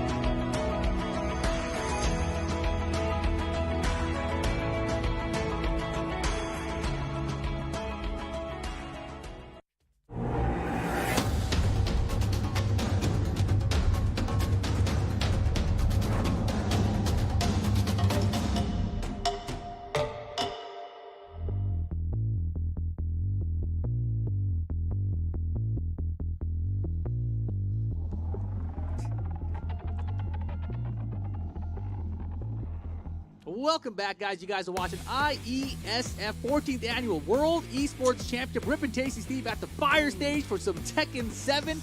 We are halfway done with Day 2's plays. How you feeling so far, Steve? Man, these matches have been crazy today. Nothing less than what I have expected. I'm going to tell you right now. Once again, I told you I was going to fall in love with somebody. Who was it? I was about to say Ivory Coast. Thank you so much. Busting out the Master Raven, making it look nice on top of that, and versus a character like Akuma on top of it, really does kind of tell you exactly what these players are bringing to the table, because everybody complains about that character. But we move on to the next one, and the next one is a very interesting situation. It's a very interesting situation. The country we got represented here, we got the Bahamas going up against Venezuela. We haven't seen the Bahamas here, but he's been playing a lot of matches in this group stage so far. We saw Venezuela. Yesterday was Foucault. He brought up the Marduk. We talked to him at breakfast this morning, and, you know, I was like, what happened to the Bob, dude? Where's the Bob? He's like, Bob's boring. I'm done with that character. What? I was like, dude, you've been using him for like 10 years. I mean, I guess he's tired of playing for so long, probably, right? I mean, but we were talking about this yesterday. Bob has definitely seen a resurgence. Has never really been a bad character, and now I feel like he's even better, a lot more valuable. We've seen players like Ulsan actually still keep that character in his rotation, and we've seen a lot of strong Bobs in general. But this situation could potentially lead to a three-way tie, and that's if the Bahamas doesn't come out on top. They're trying to move out. Came over, we talked to him a little bit. You can tell he's really thinking about this match, one foot in front of the other. But Venezuela, we've already seen, and we just talked about it. What character will we actually get from him? Will we stick to the guns, tried and true, or what? I mean, it says Jack 7 there. We know he used Marduk yesterday. He's also got the Bob back there. Xiaoyu from the Bahamas. And, you know, we were just talking about that situation, right? So because he's played so many matches, he's got this crazy situation where if he loses, it's going to be a tied situation. But if he wins, you know, it's looking good for him, I think. So he's got to win. But against Foucault from Venezuela, that's going to be a little bit difficult to do, man. A little bit difficult. Well, I'm going to tell you right now, man, I got to go with the Bahamas on this one. I got to go with the Bahamas. When I see this guy all the time, definitely travel to events, really trying to make a name for himself, and really thinking about his country in this instance, which you should, you know what I'm saying? Of course. But you have to worry about the game more than anything. Your goal is to get the W and go home with it, but I feel like the XP, that experience in a game like Tekken, really does kind of put a heel in front of you when it comes to playing somebody like from Venezuela. Exactly, yeah. Foucault from Venezuela. I'm going to go with him, right? I mean, he's an old guy. Foucault's very old, like me. So I'm going to go with the old guys here for this one, man. Foucault, good luck out here. Going to be an interesting matchup. Obviously, Foucault been playing a lot of time, so he has a lot of experience against that Ling Xiaoyu matchup. We'll see if that's the character we get, though, because as things have played out today, we haven't always gotten the characters that people have written down up there. No, that's definitely true. I mean, we say Jack 7 was there, but we saw play versus Arslan, and it was actually the Marduk, and it was very good at that. So I'd be interested to see if we actually just don't see the Marduk here.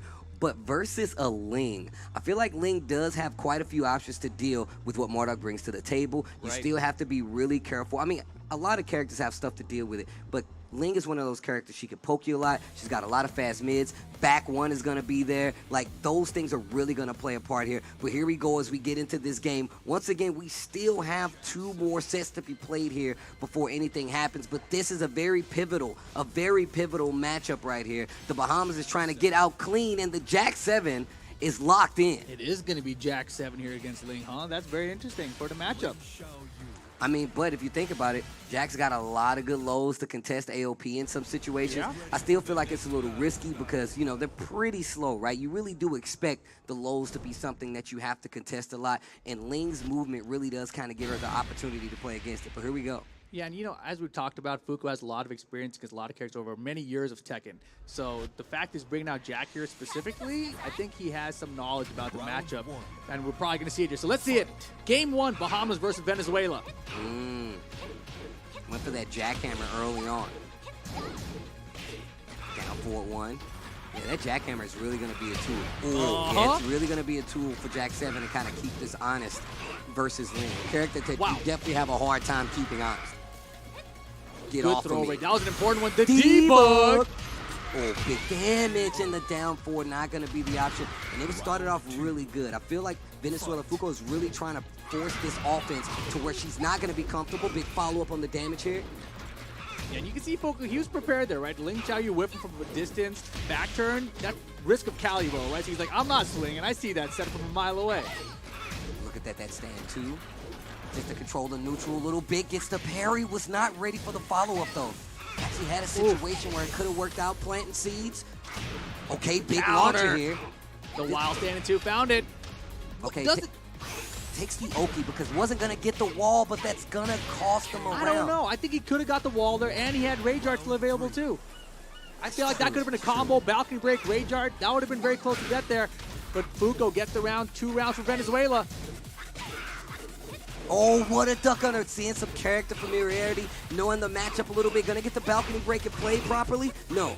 Just takes the hard knockdown. Going to save the balcony break. Yeah, keeps the positioning for the wall. Down for 2 float. Yes. Taking the Oki once again. Oh, my gosh. There's those rolls. They're starting to add up. And back one coming out at the last second, and that's 3 rounds straight. And this momentum is definitely in favor of Venezuela right now. Bahamas needs to slow it down. Fuko knows exactly what he's doing. Yeah, and again, you know, you see at the end of the round, Ling Xiaoyu going for the back one. It's such a classic Ling Xiaoyu get off me move. And even on trade there, obviously terrible for Ling Xiaoyu. So Fuko swings, like, I don't care if you back one. But let's see if Lucius can turn things around here. Glass is coming off. Uh-oh. Actually went and picked the stage, took the walls out of the equation. So going to Infinite Azure 2. Yeah, Jack is very scary when your back is up against the wall. You know, those down back 1 low posts start coming through, the full crouch low start hurting, and now you start thinking about everything, right? So let's see how he plays you with the Infinite stage. No walls to get in your way. Oh, hugged him. Decent damage here. And just really doing a good job of keeping Ling honest. Oh, he tries to use that same setup from last time. Fuko says, nah, nothing doing. I'm not falling for it again. He had the forward 3 on counter it, so he could have went for the launch opportunity, right? You can hold forward and mix it up, but Fuko hasn't been doing so. And what a call out that while standing 1 there. It really seems to have the rhythm of what Lucius wants to do, man. Bahamas is in trouble right now. Yeah, big trouble planting some seeds here. Low parry, though. Okay. Takes the Oki once again. Yeah, like I said, I think it's just you want to take the reset in that situation. I feel like you want to take the damage because, you know, you're behind a little bit. But now, life leads in your favor.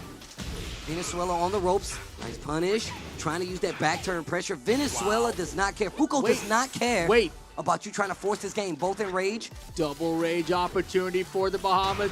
Oh, he went for the debug. Oh, that's going to hit for sure. So good.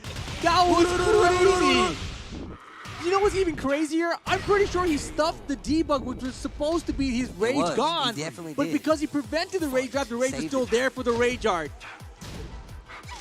Get your this air. Volcano Buster combo. Bonk. There you go. Jackhammer, and he is really in his head right now. He gave us a 1 anyway. Yeah. 1. Oh, and the perfect for Venezuela. Nicely done for Fuko there. the Jack, man. Surprise, surprise. Well, I'm going to tell you right now, we talked about this, what this could potentially bring up. This could be a tie situation. I think a three-way tie situation. This I'll let the judges figure that out. Yeah, look, we haven't seen like the scores across all the groups, and I believe we're in the E group right now. So really hard to say who is actually going to be in the league because we don't really get to see the records is clean so far. So we're going to find out who actually makes it out, how that tie is going to work, if there indeed is one. But yeah, obviously, you know, the Bahamas wanted a better play than that, but I feel like that's an experience thing. You can see where Fuko was literally just challenging, and he was like, back turn, I don't care. You want to go to ALP? I don't care. Like, I'm literally just checking in every situation, and Ling is a character who is definitely heavy momentum-based, and I feel like we already saw the Venezuelans like, no, I know this, and I'm going to try to keep the momentum on my side, especially on this wall stage. Yeah, and Fuko, I mean, being one step ahead, we talked about how he's been such a veteran of the competitive scene for such a long time. So, you know, this matchup, Lin Xiaoyu, that's a legacy character. That's a character that's been around since Tekken 3. You know, Jack wasn't even in Tekken 3. Right. He was there before that, but no, he skipped that one. But Fuko definitely has a lot of knowledge and experience in this matchup. You can tell from the way he played it from the outset and just, you know, did his thing. Wow. And this situation right here. That was crazy. Yeah, just the read on it right there. And then this was wild. This was so messed up. Actually clipped him out of the rage drive and actually left the rage there so they can get the rage art to close out, even absorbing the hit for extra damage. And right here, the guessing game was too strong. I feel like at this point, the opponent's in your head. Right. Fuko was like, yo, I'm still going to check you. Jackhammer, we saw it in the early sets of that set there. And honestly, I just felt like that momentum is really what kind of killed her because Ling is a momentum-based character at the end of the day. You need to get started. She has good, decent pokes there, but that momentum is really what carries her throughout a lot of these matches. Yeah, I saw Lucius going for a lot of forward, 3. But in that instance, you know, he landed a lot of the counters earlier, but he was going for the low follow-up eventually. First time works out. Second time, Fuko's like, hold on, I can block you and launch you for that, right? So that was a little bit risky there. However, Fuko with Jack looking very sharp. You know, I was very impressed because obviously I've been expecting this Bob this whole time, but he gave us Mardik. Now he gave us Jack. He's got a wild roster. Yeah, I mean, a nice variety. I feel like with Tekken 7, like you said, been out 7 years at this point. I feel like we are at that point in competition where you actually do need to have a backup character because a lot of these matchups are going to be figured out. They might not be perfectly figured out, and that's the difference between like Tekken and other games. Like, there are small things that can lead you to understanding and succeeding in some of these matchups. But sometimes you have to go outside of it. You have to be like, you know what, I'm going to hard call this person and pick a character I feel like deals a little bit better with this matchup. Unfortunately, Ling not able to deal with the Jack. I feel like it was more the experience than anything, but going to raise a very interesting situation going further down the line. Yeah, and I love that you called out, you know, the matchup thing in Tekken because obviously every character has like 100 moves, so you have some move that's going to work out against other characters. Something's going to work there. So the actual character matchup, there's very situational things that help out in certain situations, but overall, that's not the majority of the time. So very rarely in Tekken 7 do you get to see matchups really play the whole role in the matchup. I mean, it only goes to show you that, you know, that experience is a thing. We always talk about the legacy. Once again, Jack wasn't even in Tekken 3. That was the intro game for Ling Xiaoyu, but Fuko literally has been around for a very, very long time, has multiple character experience, and I'm sure has clear call-outs for some of the things that Ling Xiaoyu would like to do. But I believe we're going to take a break before we get to this next set of play. We still got two more matches for you guys to see at home, and if you would like to stay tuned, I promise you're going to get some Tekken on the back end. IESF returns right after this break. Stay tuned, guys.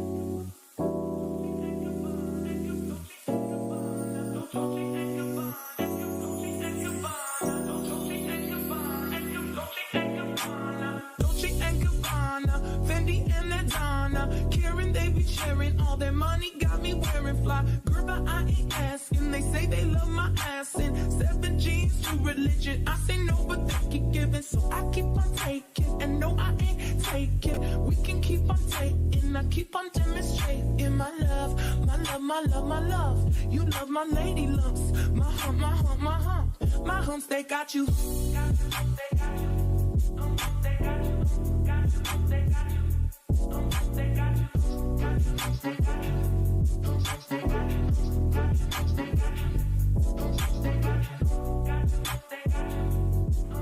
Dolce and Gabbana, Fendi and Adana, Karen, they be sharing all their money, got me wearing fly. Girl, but I ain't asking. They say they love my ass and 7 G's to religion. I say no, but they keep giving, so I keep on taking. And no, I ain't taking. We can keep on taking. I keep on demonstrating my love, my love, my love, my love. You love my lady lumps.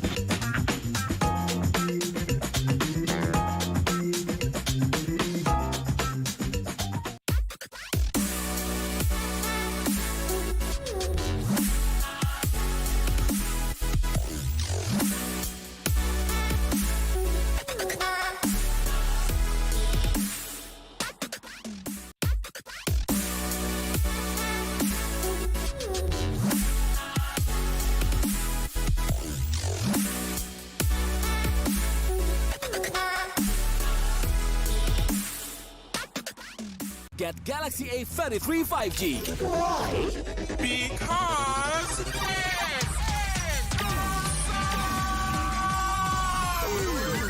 Galaxy A33 5G with awesome processor. Buy now. Get Galaxy A53 5G. Why? Because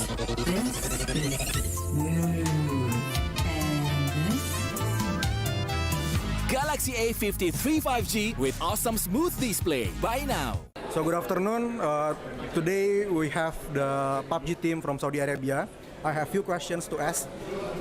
For the first question, you guys have dominated the last 6 rounds and win 4 rounds out of the 6 rounds. Are you guys satisfied with the performance that you have shown on these rounds? الحمد لله كان أداء مرضي بالنسبة لنا اليوم. وبنقدم في الأيام الجاية أحسن إن شاء الله. Okay. For the next question, what is the key factor that helped you to win those 4 rounds? Again. What is the key factors that help you to win those 4 rounds? هذا سر يعني لازم نخليه بيننا. Okay. That's it. Okay.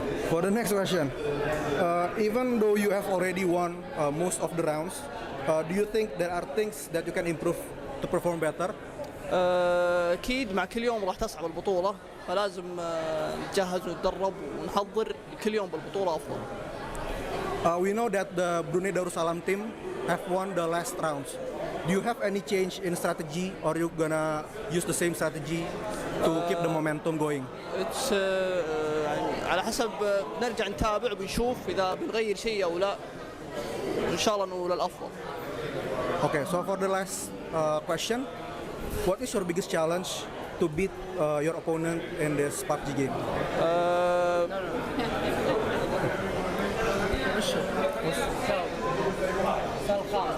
السؤال الخامس أكبر المخاطر إنه الخصم يكون اند زون وأنت اوت زون وماسك كومباوند فهذا شيء مرة صعب يعني فلكن إن شاء الله. Again. Okay, thank you. That's it. Selamat datang di sebuah pengalaman perjalanan baru Indonesia bersama InJourney. Terbang bersama kami untuk melihat pariwisata Indonesia. Sirkuit internasional, bentang alam, ragam atraksi budaya, produk lokal asli Indonesia, warisan budaya, keamanan dan kenyamanan. InJourney, membawa kerambahan Indonesia ke dunia.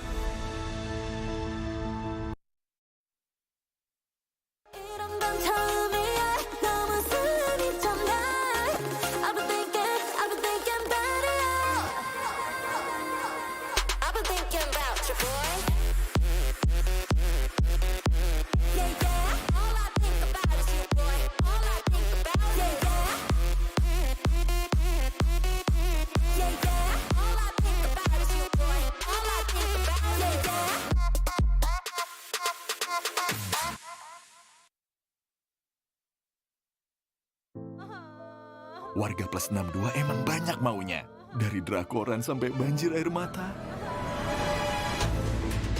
Nonton action yang mantul. Sampai nonton tendangan cantik. Maksudnya ini. Mau nonton apapun, semua ada di video. Mulai dari yang bikin berbunga-bunga, keringet dingin, ketawa, sampai bikin gak ngedip. Jadi, nonton apa sekarang? So, welcome to the IESF 15 World Esports Championships Bali 2022 with me Sigit as your field host.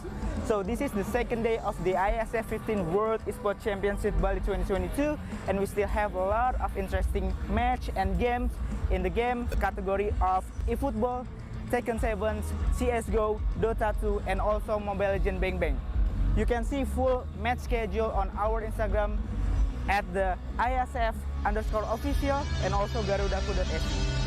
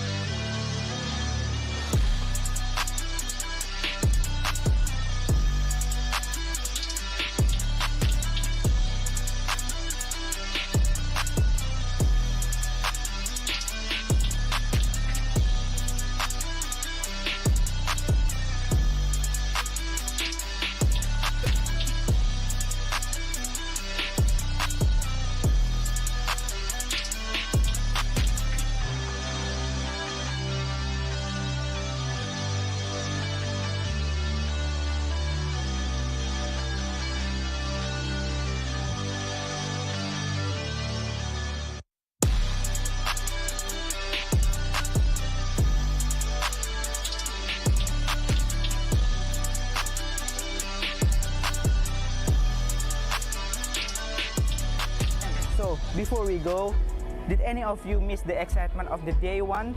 Don't worry, here's the recap day one of the IESF 15 World Esports Championship Bali 2022. Enjoy!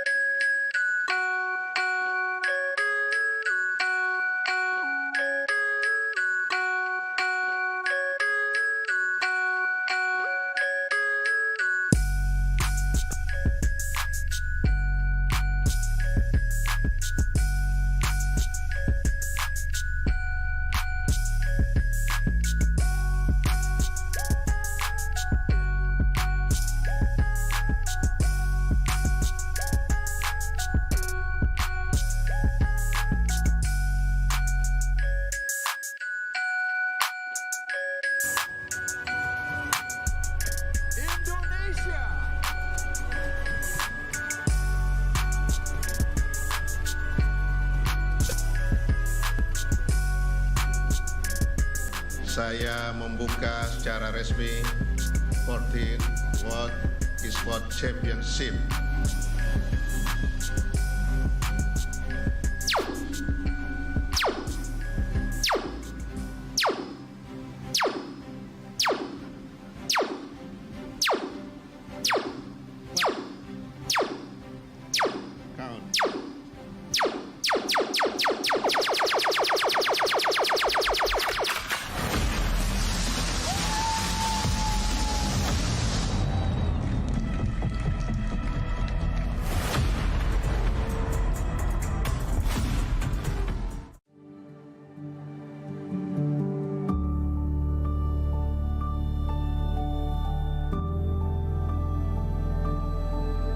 All it takes is one dream. One dream that becomes a journey. to drive an ambition. Believing in yourself. Persevering challenges. Always focused on the dream. To grow aspirations. Having the will to keep going. Building a future with a legacy. Knowing dreams can come true. Over 11 years of growth. The spirit of entrepreneurship created possibilities.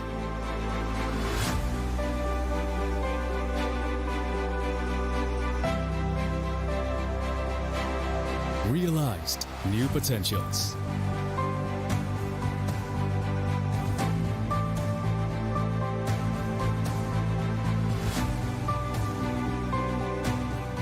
Innovate for the better.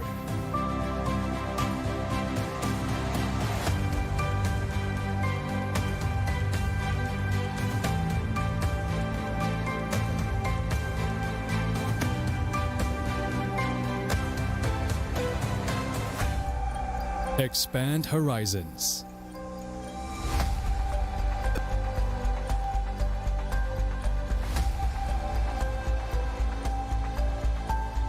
To change lives.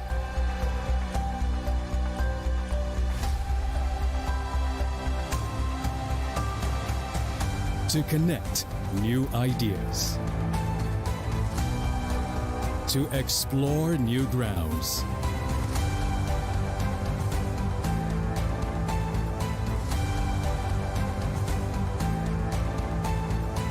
With the future in sight.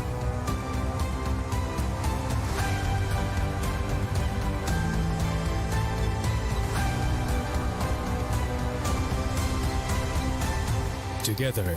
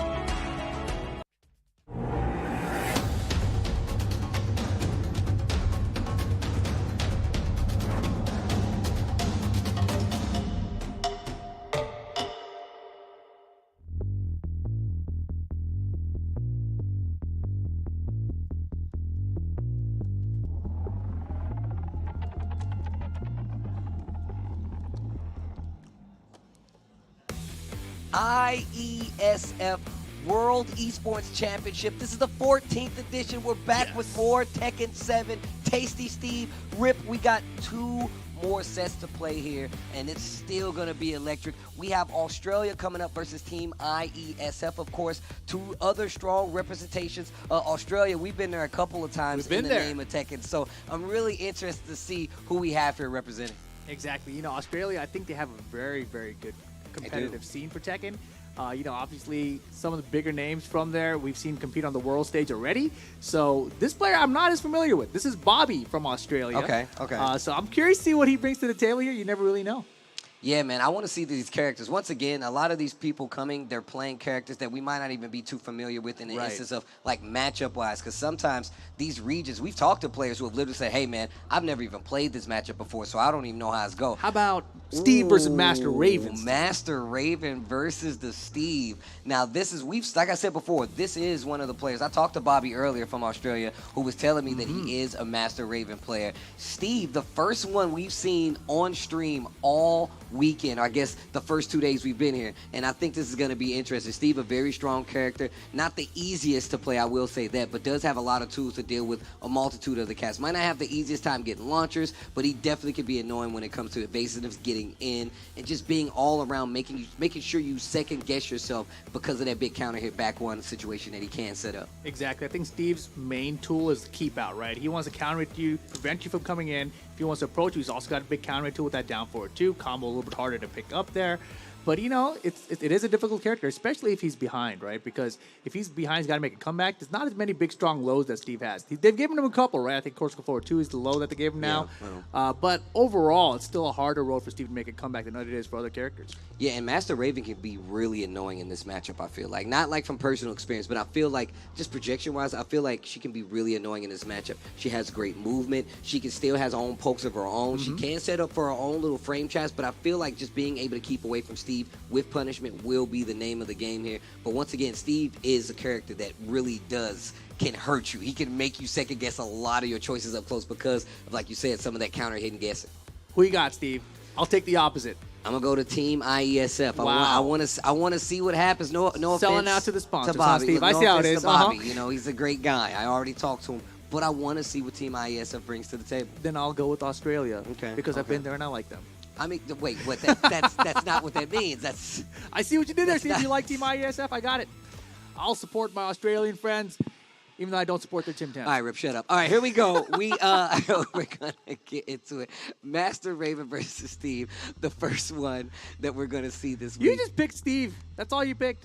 Your name is Steve. His name is Steve. What's wrong with that? You got to go with what you know. Steve sounds like a good guy. I'm just saying, in video game form too. I don't want to fight him myself, but you know.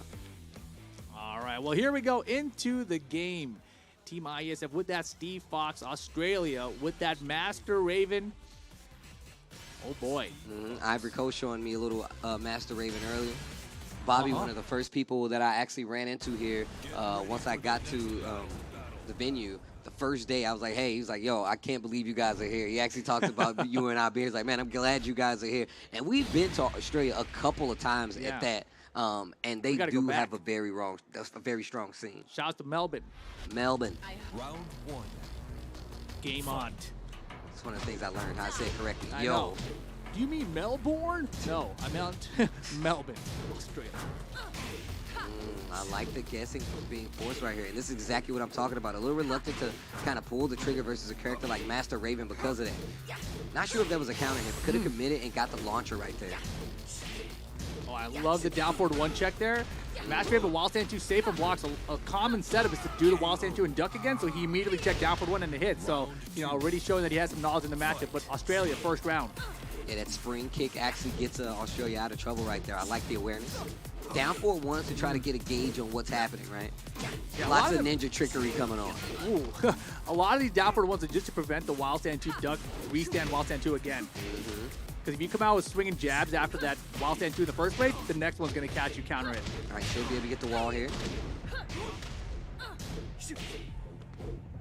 And once again, just jockeying for position to try to get that wall. I love that move. Break on the 1+2 throw. Yeah, but he shouldn't even gone for throw. He should have been Sonic Fang. Yeah, that's true. Speaking of that Sonic drive, slow pace match here for Steve, and you can tell. I feel like you typically don't see Steve play at this pace. He's playing a lot faster in a lot of instances. I mean, this is a very defensive Steve done, right? And when Steve is played this defensively, it's very hard for opponent to approach because if he's approaching, you got to be worried about that back one the whole time. Great break right there. Wow, forward 2-1. That is not a Steve approach that I see often. Ooh, wall splat drops the combo though. Oh, opportunity for Steve with rage here. Doesn't duck the hide this time. What the hell? What was that? No, that moves are forward, so a lot of times you get that, especially with Steve Fox. Actually, it like jolts him forward, so surprised but not surprised. back turn combo, getting close to the wall. Oh, beautiful nice. punish. Good block here. One of the stronger launchers from the boy Steve Fox. Didn't get the dash throw breaks good. Albatross spin to get that low parry. The mix. Second good counter hit situation, or just, counter option to that Oki after the knockdown for Steve. Oh my gosh. It ducked with the rage art punish. That was crazy. I've never seen that. That was ridiculous. Australia, is it enough to close out? I don't think so. Might be. Dead. Not no, dead. Harada cares. Extra 5 points. The mix, the up 4-3 closes it out for Australia. I heard the crowd pop off a second there. But that was a very interesting first game. A lot of feeling out going out from both sides. But so far, it looks like Australia does have a small edge. So I'm going to tell you right now, we saw 3 situations where Steve would go for that down back 3, I think it is, and stomp it to the I like to call it the okie doke. Every time, Bobby had an answer. Yeah. The first time he did spring up. I forgot what he did the second time, but then the third time he just ducked the second hit and went for the rage drive. So, I mean, very much familiar with the matchup. And that's another thing that kind of happens from, this group play, right? This play-in play, is because you get the opportunity to already know who you're going to play. You can study a lot harder for these matchups when you start from this kind of tournament play. Yeah, that's a great point that you have that Batman prep time, if you will, to really study the characters and the matchups you're going to run into for your specific group out here. But you see Team IESF taking their time here, considering their options before rematching. All I've heard them use is Steve Fox, so I expect Steve, but obviously taking some time there, to absorb what happened in that first game. Opting to go with no walls here. Master Raven very strong with walls, so taking that away from her going to be beneficial for Steve here. As you should. Infinite is yours where we're going. And man, that seems so calculated by Australia. Like, it just seems like they had an answer for every option that Steve wanted to go for. Team IESF on the ropes, down a game.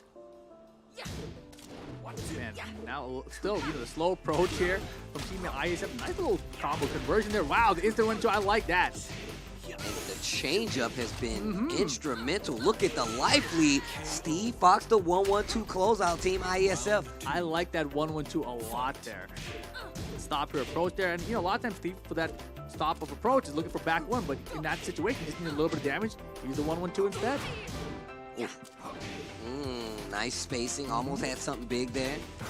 Using a lot of the ninja trickery. Oh, the wow, trickery. What a test. Yo, Bobby goes for another guess. Not this time, no. Not that punishable.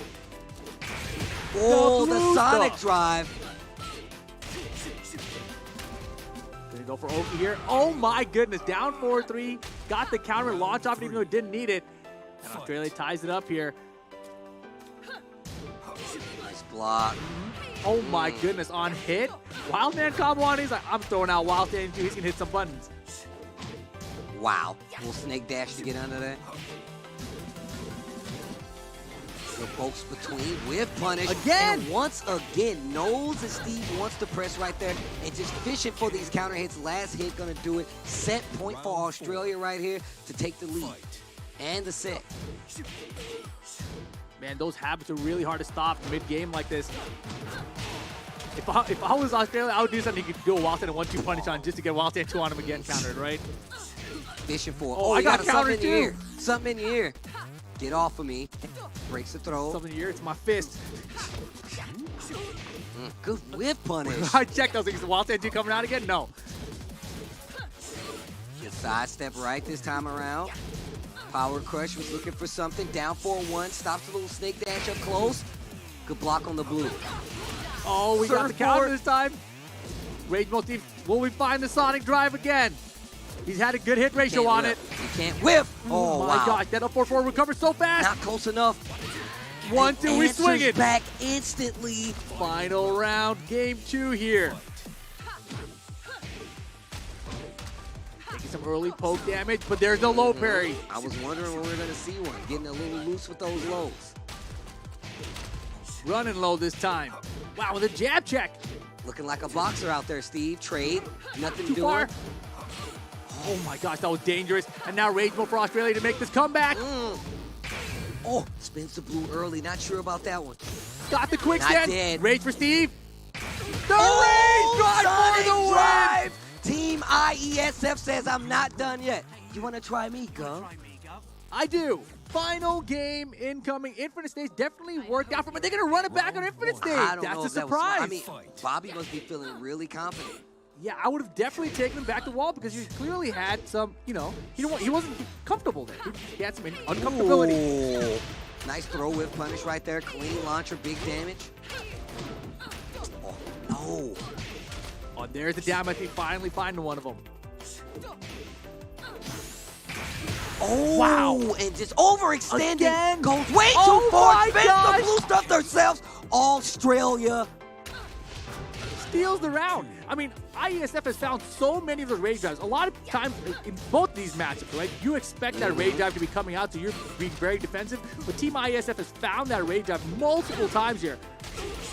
Oh, wow. What a combo conversion. Beautiful. Crowd getting a little restless here looking at this match. It's getting a little tense. Yeah, this is back and forth. Double do it quicksand. again? We get another one. We get another one. I bet you won't do it again, though. He might. Yo, I'm a ninja. Man, that's a good gamble right there. He's like, I'm not even going to make the bet. I'm walking away with my winnings. Surfboard. Oh. Yeah. Okay.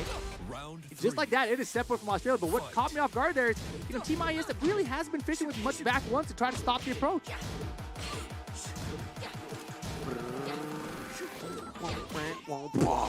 Oh, slide. on the drop, nice. Flash kick. Oh, wow. It's not enough. Last chance. ISF in trouble. The low kick this time, it was while standing 2 every other time, so he was scared about the mid. And there was the low, the mix-up for the end. Australia gets it done over Team IESF. It was looking pretty close right there. The second round rebuttal from Team IESF, Steve, was so good. Actually started blocking a lot of those lows. Made it so you have to do that stand-up game a little more. But I'm going to tell you, I feel like one of the instances that really did hurt them is the fact that they were not actually doing anything about like those little mistrap setups. Like it was a lot of like mistrap, like, are you going to do anything? You're not going to do anything? Where he was really just pressing his offense to kind of get that momentum, just to see if you were going to swing. And it really did pay off because I feel like Master Raven is that kind of character. She really does get the opportunity to test you movement-wise. We saw it earlier with Ivory Coast with that snake dash. Also, just the opportunity and being aware enough to have answers to that down back 3 in a lot of situations. But you saw the lows really do some work, as well as those down 4 too. These rage drives, though, were crazy. I don't think I've ever seen a Steve hit this many rage drives. It's one of the better rage drives in the game, but still, like, phenomenal stuff. And yeah, it screwed him twice at least in the entire set, right? So that was unfortunate. That's just some Master Raven stuff, but this was beautiful. Ducked underneath that down back 3, rage art over the high essentially. So she teleports out so the high doesn't even touch her, comes in for the punish before it recovers. That's just really smart stuff. The up forward 3, he got it a little late there, tried to do a get-up kick, I believe. So Australia got the first game, but then Infinite Stage. Yeah, and the switch to the Infinite Stage definitely worked out for Team IESF. And still, it really didn't change much for Bobby because he was still playing his game. But these rage drives, like you were talking about, really started to do the work. Exactly, and this was a very close one. There's back and forth here, the rounds. These wild man combos, wild standing 1-2 from Steve. Afterwards, kept on swinging. The Master Raven kept finding those wild standing 2s, right? And just kept contesting. I was like, why do you keep contesting? It got a few launches after it, and even still, at the end of this game, we saw how that turned out, where it was like the true guessing game had been implemented, and really just checking in a lot of instances. Dash up, 1-1-2, and then we saw it again. The blue stuff, not wasting any time, not wasting the rage at all. And there's another one. That one was costly, right? Yeah. Wrong combo and the rage drive right over on top to answer back. Man, this was close. And finally landed the counter. Went for it a few times, actually, but that was finally the one that did it. And that's in the final round. You can see Team ISF was freezing up over there. Quicksands came out. And then this year, after this, no wild stand 2. There's the low. That's the game. And it's going to be Australia getting it done. I picked them, right? I do like that mind game that was, established early in that situation actually came back to get the round closeout for Master Raven. It really did make a lot of sense. Full circle, you got to watch for the ninja trickery. And it's been quite a few Master Ravens that we've seen. And they've all have their little nitpicks, their little niches that they add to their gameplay. It's interesting because Master Raven is one of those characters where we saw when the latest patch came out, she was nerfed a little bit. We're like, Master Raven, why would you nerf Master Raven? Who uses that character? Apparently everyone around the world. Everybody else around the world using that character. Everyone's using that character. And it's not like that character really did have an issue.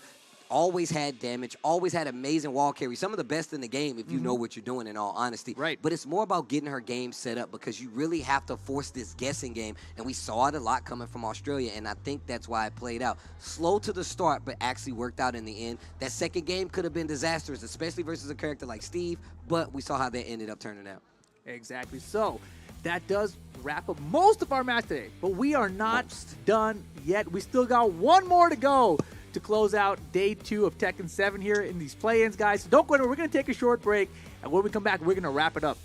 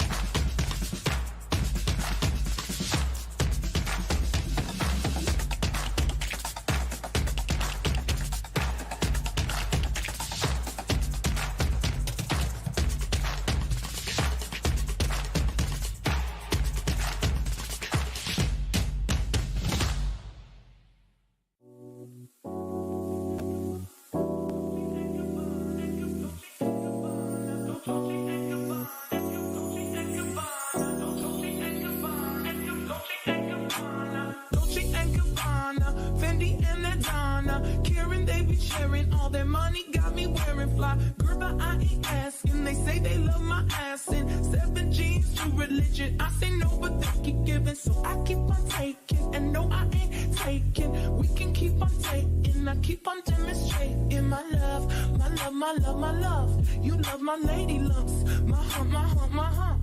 My humps, they got you. They got you. They got you. They got you. They got you. They got you.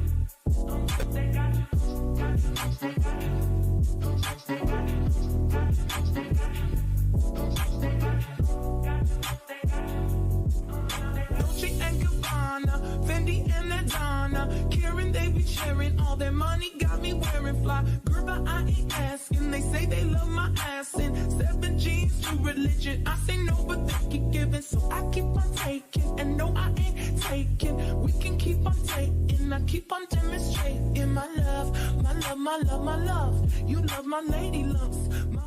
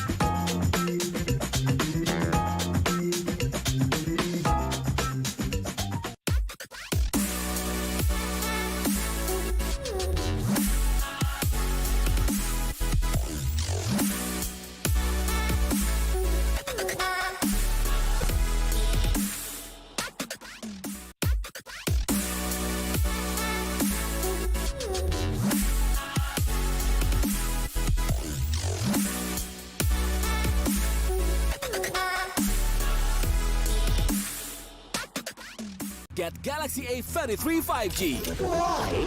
Because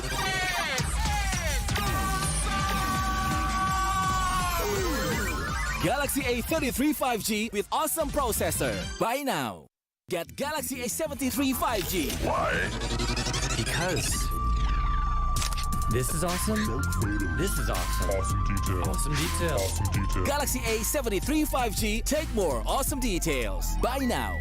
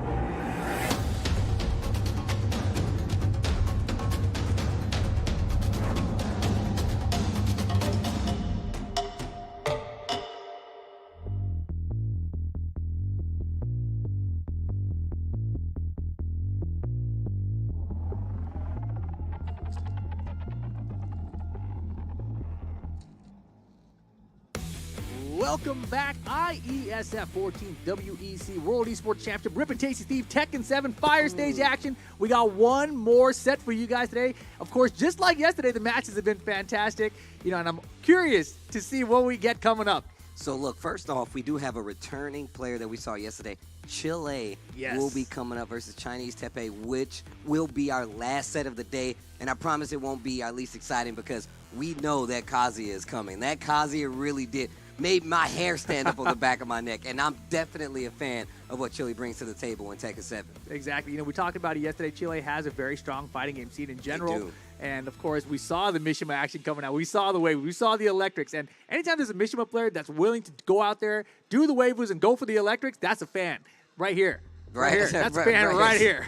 And right here. And right here. Because we know exactly how difficult it is to kind of employ that play, especially at a high level. And on top of that, like just to do that input consistently. Look, it's hard, but once the opponent sees and notices that you can do something like that, it's instant fear. Another character that installs instant fear, Geese, is who we're going to see for Chinese Taipei going up against Chile in this Kazuya. 80% win rate for the Geese, 42% for the Kazuya. And we talked about what happens when you get to this situation. Do you feel comfortable with the Kazuya versus the Geese? Is there going to be a counter pick? And even if it's not, what are your thoughts? How are you going to get in on this character? Because if Geese gets any bar, it's going to be scary. Even with the changes they've made to that character, it's still scary. The crazy thing for me is that Chinese Taipei, the region, known for having King of Fighters players. Yes. So having a Geese Howard, a King of Fighters character, into Tekken now, that transition might be kind of easy. I don't know. It's funny because we just came up on like the anniversary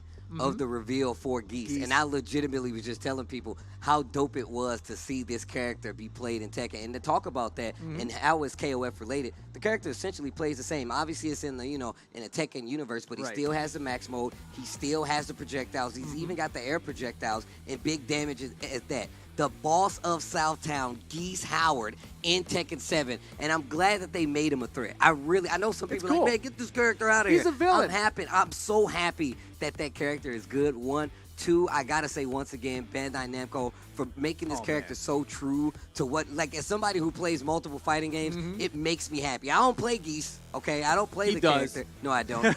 But I do appreciate them keeping the character faithful, as well as same goes for Akuma to like how they play in their respective Noctis, games. Right? I mean, and Negan, all the DLC characters that came in through, pretty ridiculous. But Steve, I gotta ask you, who you got here, man? Are you gonna go with the Kazuya, or are you gonna go with Mr. Good, the Geese Howard? I have to go. Look, I have to go with the Waivu, Kazuya, like just some of the combo. You can you deny what we saw? I thought that I picked that one, go? to be honest. But if you want him, you can have him too, Steve.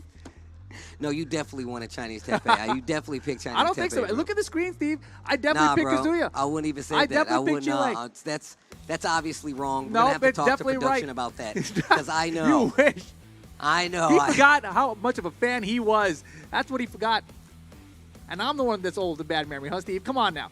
Kazuya Mishima. That's what I got, Steve. That Chile. is not fair. I definitely would. I've been there like 5 times. I love Chile. No, maybe like 3 times. I don't know. Either way, it's going to be an exciting match. I definitely pick Chile, by the way. It's going to be an exciting match to see here. I want to see how this Geese plays out. Obviously, like you said before, very much known for the KOF in that region. They're very, very strong in that game. I know personally. I've seen it with my own eyes. But Geese is also a big threat when it comes to Tekken 7. We talked about how Akuma is a character who kind of needs that input experience as well. He's not like an easy character to deliver with, but once you can play him at a high level, he becomes a threat across the board no matter what the matchup is. Exactly. And, he's another one of those characters. This latest patch of Tekken, they kind of knocked down the top-tier characters just a little bit, and everyone's like, Geese is dead. Fakamram is dead. This character's also dead. Everyone's dead. Everybody's dead. And they're all still doing fine. It's kind of crazy out here. But I think that Geese Howard is actually doing just fine, despite the down for 2 chains. That's my favorite nerf for him. Because you expect the wall spot to have like, nope, you just did it for nothing. He just slaps you in the face. You got to hold it. No, but Geese is still very scary. But even still, like, let's talk about, like, Kazuya. Kazuya is not an easy character to play either, right? Does have really good tools. Easy, you can get the Shining Fist knockdown confirmed. Still has Hell Sweep. Not easy to get around, but you got to sidestep it left. You got to know before you can do anything. But we know Chile is bringing a nice Kazuya to the table. Very unique combos, great awareness, and I would be hard-pressed to believe that he does not have experience in this matchup playing Kazuya the way that he does. Exactly, Steve. But here we go. they're going to be picking their characters. He's hovering a Heihachi. I'm going to assume that he just hasn't moved yet, right? I mean, he's got the Kazuya, so he might have a Heihachi as well, but it is going to be the Kazuya and the Geese Howard. By the way, Chinese Taipei's player's name is Mr. Good. Oh, wow. So he better be good. He better be nice. I mean, if you name yourself Mr. Good and you bad, that's rough. I mean, maybe it's part of it. Maybe he's not good. He's great. Damn it, so he's downplaying himself He's downplaying to get in his himself. opponent's head? Yeah, yeah. I like the thought of that. But Chile, where he's bringing the heat. Mordrek with the Kazuya. Arena stage, game 1. Been seeing a lot of stage switches after some of these matches. And sometimes it is for, so you can get that extra damage, right? You really do want to get walls in there. Sometimes you want to remove walls from the equation. But here we go. Rapukin started out, and that's the thing about Geese Howard. Like a lot of Tekken players, when these characters came out, like, what are these projectile things? These aren't in my Tekken. What the? I don't know how to deal with that. You can slice them. 1-1-2 of his own. Finishes the string. Down 2. Oh my God. Sidestep left electric. How dare you? Wants to carry. Gets a little closer to the wall. Little mini wave. Hands off, bro. Yeah, that would have been good. Would have switched to side positioning there. Oh, tries to swing in between that string. Rage mode here Down for Kazuya. 3-1. 1 bar there. You got to watch for the back 3. Sidestep 4. He wants another one. Rage drive doesn't work out. 15 seconds. Got the running 3 slash kick. Not going to be able to kill, though. Yeah, but now Hellstrom can kill. Oh my gosh, the strings! He's got strings. Did you see the wave right after it just to let him know? That was some clutch stuff for the end. He'll stay back. Can't let you get close. This is actually such a sick matchup. We don't get to see this enough. Kazuya versus Geese. We definitely don't. Game clash. Let's go. Ooh. 1/2 a tsunami. Nice sidestep left there. Man, Mordrek is Yo, sharp. Mr. Good. You're making me a believer. Yo, look at the electric pressure. Sidestep 3 again. They are getting hype in here. Yo, the crowd, South America out here. They're rallying together right now. Ooh. Yo, the down forward, down one forward check. 1. Okay, wait a minute. 1 round apiece. Very slow-paced game we saw right there. A lot of respect being played. Beautiful. My man's been saving the meter for the perfect moment, and here it is. And he Yeah. still got 1 more. He does still have 1 more, but didn't get an optimal combo there, right? The wall ended up too close there, so we didn't get a wall combo to go along with that. But look at his meter. He's about to have another 2 bars. Thatcher kick. Nice punish, Shiny. Oh my gosh! Yo, you're dead. Yo, Chile. Oh my gosh. Bro, the South American representation here going wild in the crowd. Nice. Down 3 to get under that. Gets the full confirmed. Down 4. Counter hit. Gonna get you to the wall as well. You gonna get the double? Wow, he's got like Rapukin. full meter here too if he can get to the final round of it. And he's gonna get it perfect with full meter going to final round of game 1. Chinese Taipei, Chile. Down 4. It's just teasing. Mr. Good taking a page out of Chile's book with the down 4s. Keep tapping the legs. Man, if he was a little bit closer, he would have electric that Rapukin. Oh, Just do it. Yeah, back to 1. Max mode. I love the conservation of the meter. Raging Storm, you're Get dead. up! Oh, just a down 4. Hit you with the double Rapukin just to send you on your way. Yo, he's living up to his name. He's looking pretty good. Told you, man. Maybe he's not good. He's great. All right, man, that's hard to do. You know, you got the crowd rooting against you essentially. But Mordrek had a good start, but really Mr. Good stayed composed the entire way through. Never really got phased despite being behind early. Never really shook. You can see it right there. But Chile, on the same note, doesn't look too disturbed at all. Goes to geometric plane purposely. Legit went to it. This has to be something behind this because obviously you can get some perfectly spaced electric combos. It's going to hurt. You're going straight to the wall. I think a lot of players also like this stage just because it's so clear. Like the characters really pop out of it, right? Statue kick. Catching the sidestep. Oh, nice beautiful block. Looking for it. Just a full denied. launch. Jabs. Oh my goodness. Oh, the damage. Bounce. Yo, every time. Oh my gosh. As soon as you got the bar, you ate an electric big damage, and I'm staying devil. Oh, we're a devil. Oh my God, boy. Oh, what combo! No, the drop, the Oh, he still got it. God. Oh my God. God. You know, I've been talking about how I see these devil trap spaces and they never ever do an electric after. It's like, you got a mid-electric, dude. You got to use those. Down 4. Oh my gosh, that was so wild, but he's still back. Double Reppuken. He says Spring it with kick? such I don't think conviction. so. Look at the combo conversion off the spring kick punish. That was beautiful stuff from Chinese Taipei. That was sick, actually. Oh, no. Whip. Those Why, thank electrics you. mean nothing to me. You know who I am? Mr. Good. Mr. Good. Tell your friends I'm great. Double Reppuken. Power crush not gonna work. Chile hitting the brakes on it. Gonna be able to block. Oh, and the reads could punish as well. Didn't get the launch this time, but still enough damage. Can close out if they find another hit. Chinese Taipei, one more. And didn't even go for a proper punish, just down 2. And this could be it. Chile in trouble right now. Yeah, big trouble finishing springs here. And you can see right now, Chinese Taipei, they smell blood. 2 bars on deck as well. Stature kick starting to add up. Hell sweep to the Hell wall. sweep works this time. Not sure what that was. Onto the wall. Uh-oh, starting to read those lows, those down 4s. Nice 3D movement to get away from the projectile. 2 bars left. He's going to activate pretty soon. Double rage. That is going to rage hit. on. Oh, and you're definitely dead. Oh, hit him with the laser. Final round. Set point for Chinese Taipei still, though. Chile needs this round to send to a final game. Man, the crowd in here is straight loud. This is sick. Proper way to close out day 2. Full meter on the side of Chinese Taipei. Zona now with the Reppukens. Stature kicks in, come Do from it Chile. again. Oh my Nice God. block on the activation. Gets hit by the forward 1+2. This isn't good. 2 bars with Geese is absolutely a nightmare. Yeah, now his guy's back to the wall too. Got to be so careful here. Oh, that was electric. It was definitely, but he was ducking too, so it kind of works out.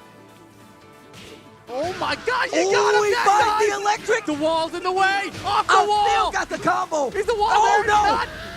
Did he hit a button? He did nothing. Gotta be careful. Block's Not done. over, not over. Rage boat still available. He chips Oh him my out. gosh, Nicely the done. tsunami to close out. Look at boy. Fuko over there going off right now. I'm telling you, South America is going off right now, and you can hear him loud and clear in the room. What a run back with Kazuya, though. What a run man. back with Kazuya. Final game incoming here. Nice adaptation there from Mordrek. And Chinese Taipei, you know, you can see he really conserves the meter and tries to make sure he adds for the final round there. But, you know, the Rage Storm did not work out for him. Couldn't get it, activate the Rage in any way at the end either. So couldn't close it out. Mordrek, very well played. And he's been very clutch end-around situations with that Rage. All right, here we go. Mr. Good, making a name for himself. I definitely am a fan. I'm a fan of Chile, and I'm definitely a fan of Mr. Good right now. Exactly. Mr. Good and Mordrek. Crowd getting ready for the last day on Earth. Going to be the stage for our final game of the day. Last set. Oh, this is sick. Dang, I want to hear this rip final round, though. That's what I'm talking about. We haven't got one yet. Oh, well, they are Oh, playing yes! some Tekken. Sidestep left electric. I want you to go to the wall. Timeout. Hey. Big damage. Wave away. Oh, wow, he went for the sick throw. Boy, What yo, a he break for the counter hit 1+2. the electric with the down 4 from Geese Howard. That was perfect. And now the running mix. All right. Bro, they even kept Geese's run animation intact from the 2D game. That is OD. The life bar's about even here. Beautiful punish. Did he hit a button? Did he hit a button? No buttons were hit this time. First round, Chinese Taipei.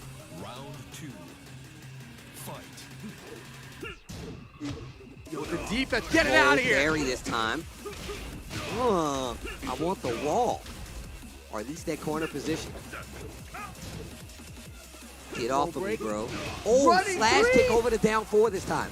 Power crush to Oh get out my of there. gosh. They are fighting. They are slugging. Small punish boy, there. that could've There's been so meter. much bigger. There's meter on the side of Geese.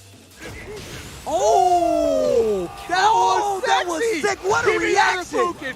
One Up round the each. cross dash 3. What a reaction. Stonehead. Hey. Oh my gosh, he went right that time.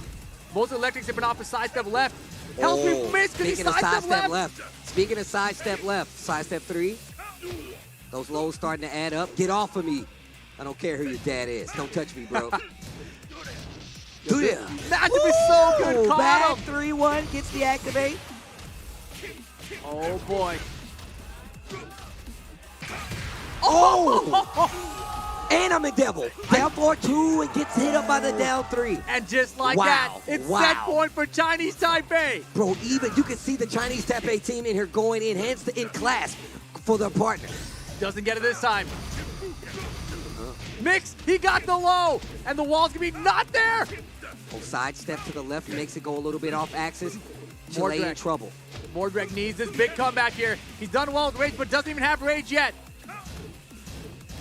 Activate. No! Oh! Oh! Hits him with the It's laser. not done yet. I got Holy rage. moly!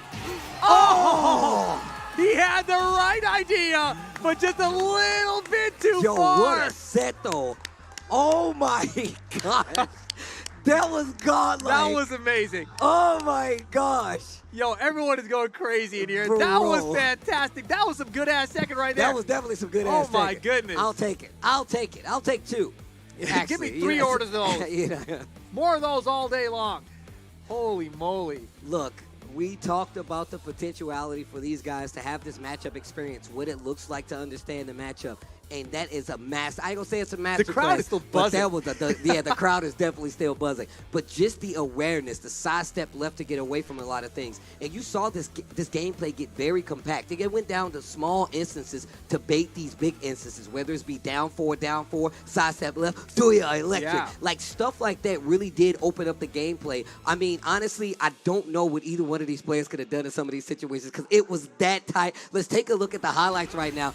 In the first game, looked so back and forth. This is like the epitome of like some high-level Tekken because these guys were filling each other out both times, and I do love how Chile is so confident, so much more confident with the Kazuya where they can play that. The down 4-1 started coming out, really just mess up that up-close pressure, and it really did get rounds and keep it close to the point where we could see how this turned out in the end.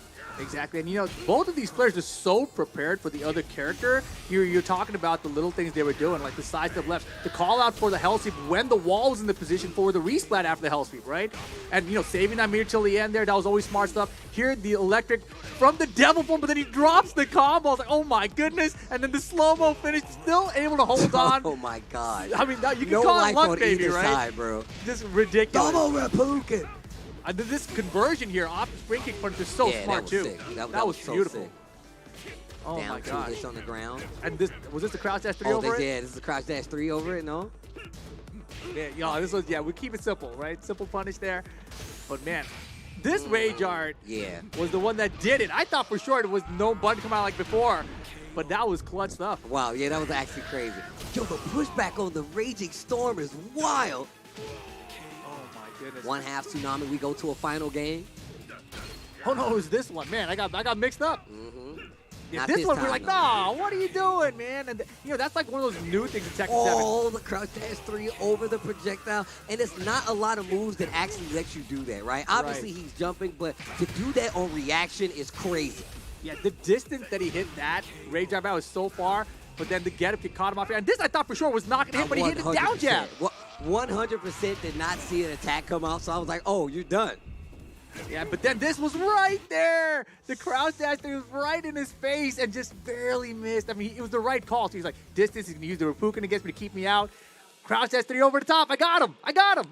Well, look, man, what a day of Tekken 7 competition. This is just the set. These guys are trying to get into the main bracket. Only the top 2 players will make it out, and the action has been nonstop. So let's take some time to actually thank our sponsors for making this happen. Let's start off with our main sponsor, JHL Group. Of course, JHL Auto, Nusapay, DAS, Gudapane Crypto, Taiwan Excellence, Pertamina, Hydro Cocoa to follow it up. Of course, our official teleco partner, Telecom Cell, and then, of course, our official smartphone partner, the Samsung Galaxy A series. And then the internet service provider here is IndyHome, and then our travel management partner is HEN. Of course, our hotel partner is Episode Hotel, and we are here at the beautiful Murasaka Hotel. And of course, our esports broadcast partners. We got Mineski Global, Indonesia Football, E-League, ESID, production partners, Lemon ID, media partners, Trans2Ju, Dedicom, Esport.id, Video.com, Dunia Games, Dens TV, Dens Play,